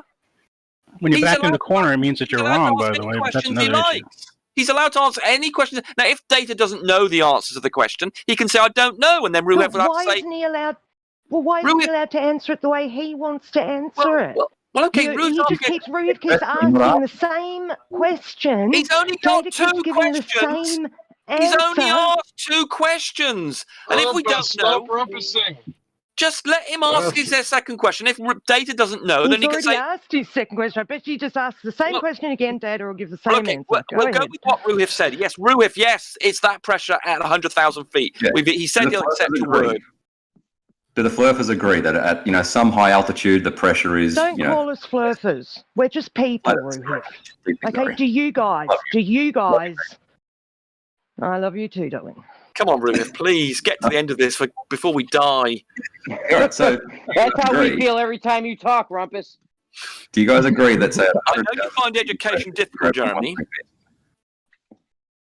Sorry, Ruhif, if I ever talked to you. Apologies. Go ahead, Ruhif. Sorry, it's not I apologize. education without demonstration. It's indoctrination through repetition. I apologize for Rumpus. I apologize flat for Earth Rumpus. balloons Go that ahead, they Ruhif. send up, the flat Earth balloons that they send up with GPS and a pressure sensor. Do you accept that the pressure reading at about 100,000 feet is 0.13 psi? Yeah. Do you accept to get pressure? I'm asking questions, containment? but you ask 1,000 questions but refuse to answer basic questions. I'm asking the question. So again, I told you Data, that that comes back, the point you're making to comes get- back as an to get- explanation. That's to the get the explanation part. 14.7 He's just asking about PSI. data. He's just asking about the pressure. That then you can talk about Rumpus, reasons. why are you rumpusing the guy? Because we can just get. We spent 10 minutes on bloody roof asking two questions about where pressure is, and Data can just say yes, no. I look it up, and there we go. Every time we deal What with are you, you yelling Rumpus. for, bro? Why are you yelling? I'm gonna expire if You're by the gonna time have the a river. heart attack, That's because you don't understand. That's why you're going to expire. Rumpus, 'cause you don't this is what understand. we do every time we deal with you, Rumpus. I've got Paige nagging me about her question, and I want to be ready for it, but I'm going to die if Ruhif doesn't enter his. Snort some Xanax or No, something. you didn't Oh nag my me. Okay. God! Very No, you didn't. nicely, I asked if I No, could you ask did. You you a did, Paige. question. You did ask me very nicely, but I'm trying to give you the opportunity of asking it before Ruhif or someone dies in here. This is like pulling teeth, getting answers to really basic questions. I'm glad Rumpus can see what's going on here, because this is what we do every time we have to deal with you, Rumpus. So, Look, but he's go ahead, asked Rumpus. two simple questions, and it's been No! obfuscated. Let Ruhif Can I ask finish, Rumpus please, a or we'll question? never. Hank, that Rumpus happens. is right. We're Ruhif gonna is die. in the middle of asking some questions, Hank. Store Hold it on, up. I'll answer your question. I've got Paige queued up, so if you could just wait until Ruhif asks his, then Paige goes, and then you get a go at me. But for God's sake, let Ruhif finish. Right, so we got an answer to yes at 100,000 feet, so approximately 0.13. I'm going to say yes. Yes. All right. Yep, excellent, very good. So next question. Is there a barrier required between 14.7 psi and 0.13 psi? You're gonna need container walls. I don't know about the top. I don't make Not the question. Is there a barrier? Is there a barrier? I don't make between- presuppositions about how the sky works. That's where the globers come into play. We Yeah. know you Is there a definitely need barrier container. between We know you 14.7? definitely. Why am I getting rumpus all over the place? We know Well, you're that not for answering a his question, fact. are you, Jeremy? He asked you a really simple I question. told you I don't make presuppositions about how the sky works. I don't think anyone should. Right, Because okay, now, so you're now saying you you're don't know. Okay, so balloon, Jeremy, your 100,000 answer is you don't know. Just say that, and then you're done. But we know you need container walls for gas pressure. That's all. Is there a barrier between 14.7 psi and 0.13 psi? This is incredible stuff. So here's the best No, there's part not. about it. Obviously. Hold on. Here's the best part. He Here's the answered best you, part. Ruif. He answered you. No, there Hold isn't a on. barrier. We've got Hold on. there. Let me finish. Can you create a barrier between hot and Answering your cold? questions, Data. You ask 1,000 questions. Can you create a answer barrier with simple hot one. and cold between gas molecules? Can you create a hot and cold barrier between them? I'm not answering your questions, Data. You Hold asked on, 1,000 hold on. Ruif questions. is asking the questions here, Data. Why are you starting another set? If we are having if we had a gradient tower and we wanted to fill different gases in there at different temperatures, would they stack on each other? I'm not answering your questions. You ask 1,000 questions. Data, I've got Paige, You still Hank Hill need queued up. containment. You still need containment. Data, I've got Paige and Hank Hill queued up. You're trying to start another question. No, relax. This is what this is called the Socratic method. Okay, you ask. Avoid coming to the wrong show. You ask people little bit, the two sides. No, are you're in the asking right each show.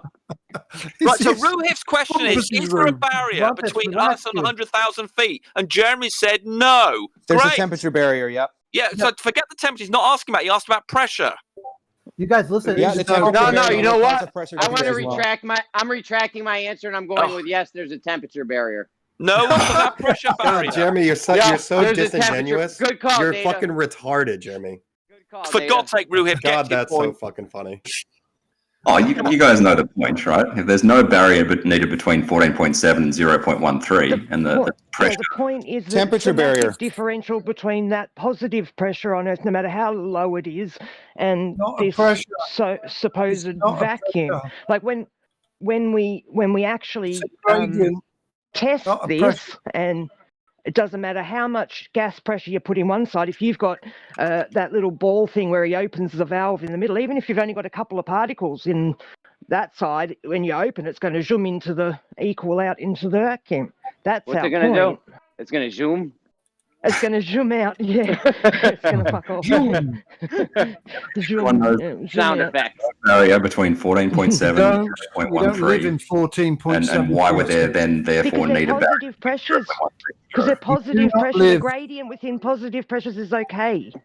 Okay, so We is have there a that. barrier between 0.13 psi and 0?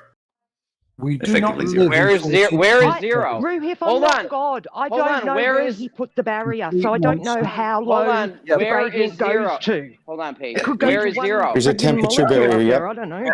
Hold on, Ruhif. But Where there is will zero? be. Hold on, Paige. Where is zero, Ruhif? Where's that? Oh, at? sorry, I missed the question then. Do you agree that the pressure decreases predictably with altitude? No, all right. definitely Yeah. not.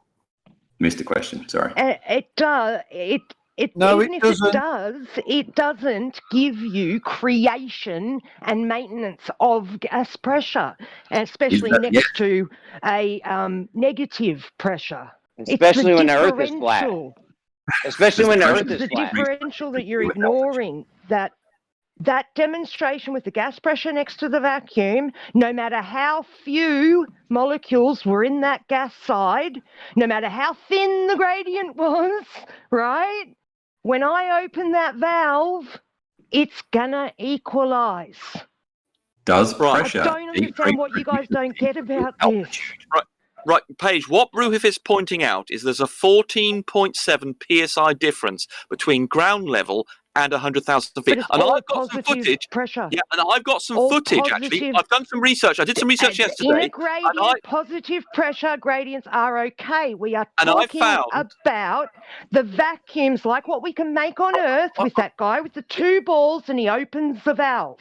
No matter how little gas he's got in the other side, no matter how thin that gradient gets, when you open that valve, That's right, and that's the point that Bruhif's making. There's a 14.7 psi difference, and I've done some research, and I found that there are All some positive natural pressures. And I found a natural environment in the atmosphere where there's just a 2 psi difference. 2 psi difference. I'm sure. Hold on, But I've got some footage here. you I've got you some turn footage that of this. into a vacuum. I've got some footage of what 2 psi difference over a distance of 10 miles, whereas what So Ruben, is it great crazy weather for you there, Rumpus? I'm about to show you. We're not I'm arguing about about to a show gradient. We you. agree with you I'm that there's about a to show gradient. you Yeah. what 2 You psi act like the difference. gradient proves something. I'm about to show Yeah, you they what act 2 like the psi difference gradient We is don't our care about the argument, I'm and gradient. it's about to not. show you what a 2 psi difference does in the Show us a atmosphere. vacuum Here we go. next Can to you it. see Temperature this? barrier. This is Rumpus, what you're 2. arguing a point we don't This is even what make. 2 psi looks You're like. arguing about A something you've made up in 2 your own psi head, difference an argument that our side doesn't even make, across because 100 you can't miles. deal with the actual This point is we a do 2 make. You are psi difference spiraling because you across know I've 100 made a miles. fantastic This is He's a just point, avoiding me. and you psi cannot difference. deal This He's is just a avoiding me 2 because he doesn't want to answer my psi question. difference across 100 miles. This is 1/20th of the pressure difference that Ruhif is talking about. And we don't see this 20 times what I'm showing now. because it's the difference between the positive and the negative. No, gravity is stopping The this There's no such thing as vacuum negative and pressure. only positive pressure. 2 Any psi molecules, difference. it's not a vacuum. This is You're trying to only get to 2 delta without the psi X. difference. You're 2 trying to get to delta. psi across 100 We're miles. not arguing And about a Ruhif is gradient. pointing out We a have a gradient in our model too. 14 psi difference over 5 miles. There's a factor of 20 in here. That's still not proving air pressure next to a vacuum. You still haven't proven that. I've shown pressure you decrease what predictably with So go, altitude. Ruth. No, that's only proving that pressure decreases. You still haven't proven that it can turn into a vacuum all by itself. No, but he's not. That wasn't his argument. He's asking you to explain how we can have this. I know, but he's asking the questions, and he's asking you to explain why there is this 14 psi difference, yet it doesn't have the wind I've just shown you in a video it's all that's caused by. positive pressures. You're telling There's no me such that thing things as don't negative go from pressure, high pressure to low pressure. Is that what you're saying? No, I'm saying You you are need saying to that because Ruhif demonstrate just pointed out there's an a huge pressure actual difference. vacuum. No. He's not asking about a vacuum. He's saying there's a 14 psi difference between the bottom of the Earth. We're not arguing about the gradient. Ruhif's asking the questions here, and he's saying there's a 14 psi difference between the ground level and 100,000 feet. And I've just shown you in a video what happens when you've only got a 2 psi difference. You should be thinking, what the hell's going on? What's stopping that happening? And then, of course, the answer is gravity. Listen for a second.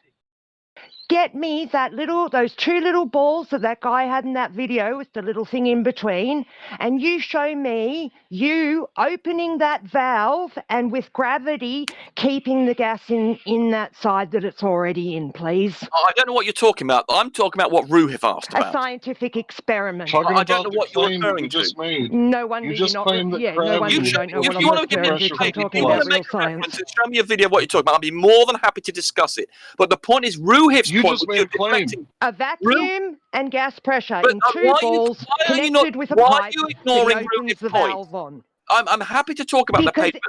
our You're ignoring argument, what I'm not Ruhif here is to pointing prove out. your... No, but Ruhif's in the middle of asking We a are question. not arguing about... You've changed the question to something He's else. asking a question because it's got nothing to do with our argument. No, but We're not arguing about a he's gradient. asking you to explain why we've got this huge pressure difference and no wind going from high pressure to low pressure. That's Ruhif's point. Excuse Why me, would Ruhif. you expect there to be? Because you can see in my video what 2 psi looks like.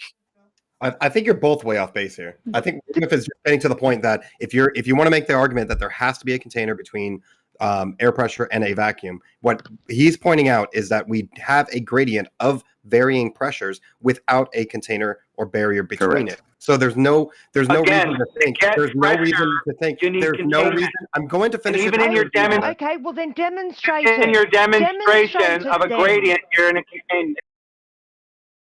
Demonstrate it.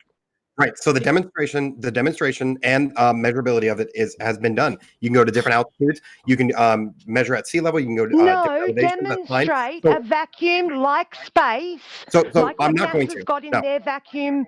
I'm going to explain No, the you can't. argument. And that's the only I'm thing going that to explain the analogous argument. That's is what I'm going to a do. massive Paige, we discussed differential. that, but you're ignoring Ruhif's question. Can I ask my question? Yeah, of course I am, because it's got nothing to do with the argument. go We're ahead. not I arguing would about a interrupt different you claim there's a ratio. container, Yeah, though. gradient's there.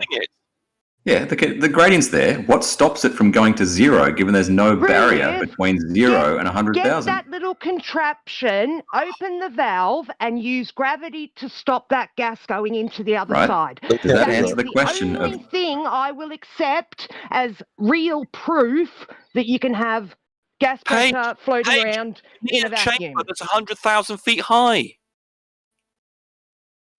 If there's Show no me you're barrier manipulating between gravity 0 to and keep 100,000, that gas, why is there a then barrier above it? demonstrate your claim. He has by telling you what Manipulate the pressure is. gravity.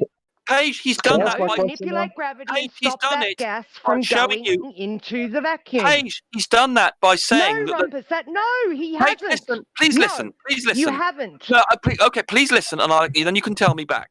He has demonstrated to you. He's asked you to accept that's 14 psi at ground level. He's asked you to accept that, or you challenge him about the 0.3 psi at 100,000 feet. So if you have a chamber that's 100,000 feet high, then you can demonstrate that gravity can hold that pressure back. He's got the demonstration in the real world. There's no demonstration in the real world, Rumpus. Try There again. is, There's because ad you've got hoc a pressure explanation. difference, and there's no flow of gas. How did you get the If that pressure? was true, He's got then the you could just demonstration do now. the That's same what he pointed experiment out. that other man did in the video, and he could manipulate gravity and stop that gas moving into the other Ruhif side. has given you a demo in the real world. He's demonstrated there's a pressure of 14.7. Good. And there's a So, pressure of Paige, 0. one second. Paige, 1 He's second. holding So it to back. clarify, Rumpus, to clarify, what evidence did he present? Was it an observation or an experiment? An observation. Come back when He's you have an observed. experiment. No, it's not an experiment. He's observed that there's a pressure of 14.7 psi at ground level. Come back He's when you have an experiment. No, we can do an Don't observation. reify your observation. Oh, stop Offer me about an this ad hoc reifying bullshit. explanation. Yeah, you're an Stop idiot. about this reifying bullshit, Data. You need to explain why there is no great wind going from the ground level up to 100,000 feet, because there's this huge pressure difference. So you need to just to explain there has clarify, to be a force. so There to has to be a clarify, you're having difficulties of how gas pressure is created in the first place. No, sir, you are having problems with how gas you pressure look works at- inside a container. No, we're not having difficulty You with that. look That's at not your part environment. of Ruhif's argument. That's not part of You look he at said your argument. No, we don't care how You the look at- situation's come about. He doesn't care how it's come about. He's saying this is the situation. Explain it. So he's And you observed can't. something with his own eyes, right? This is what this is. It's an observation. So how does this observation that he observes with his own eyes overlooks the process of entropy and filling the available volume? Gravity. Why is there a pressure differential inside the container? Why is there a pressure container inside the container, Data? Why is there a pressure differential inside the container?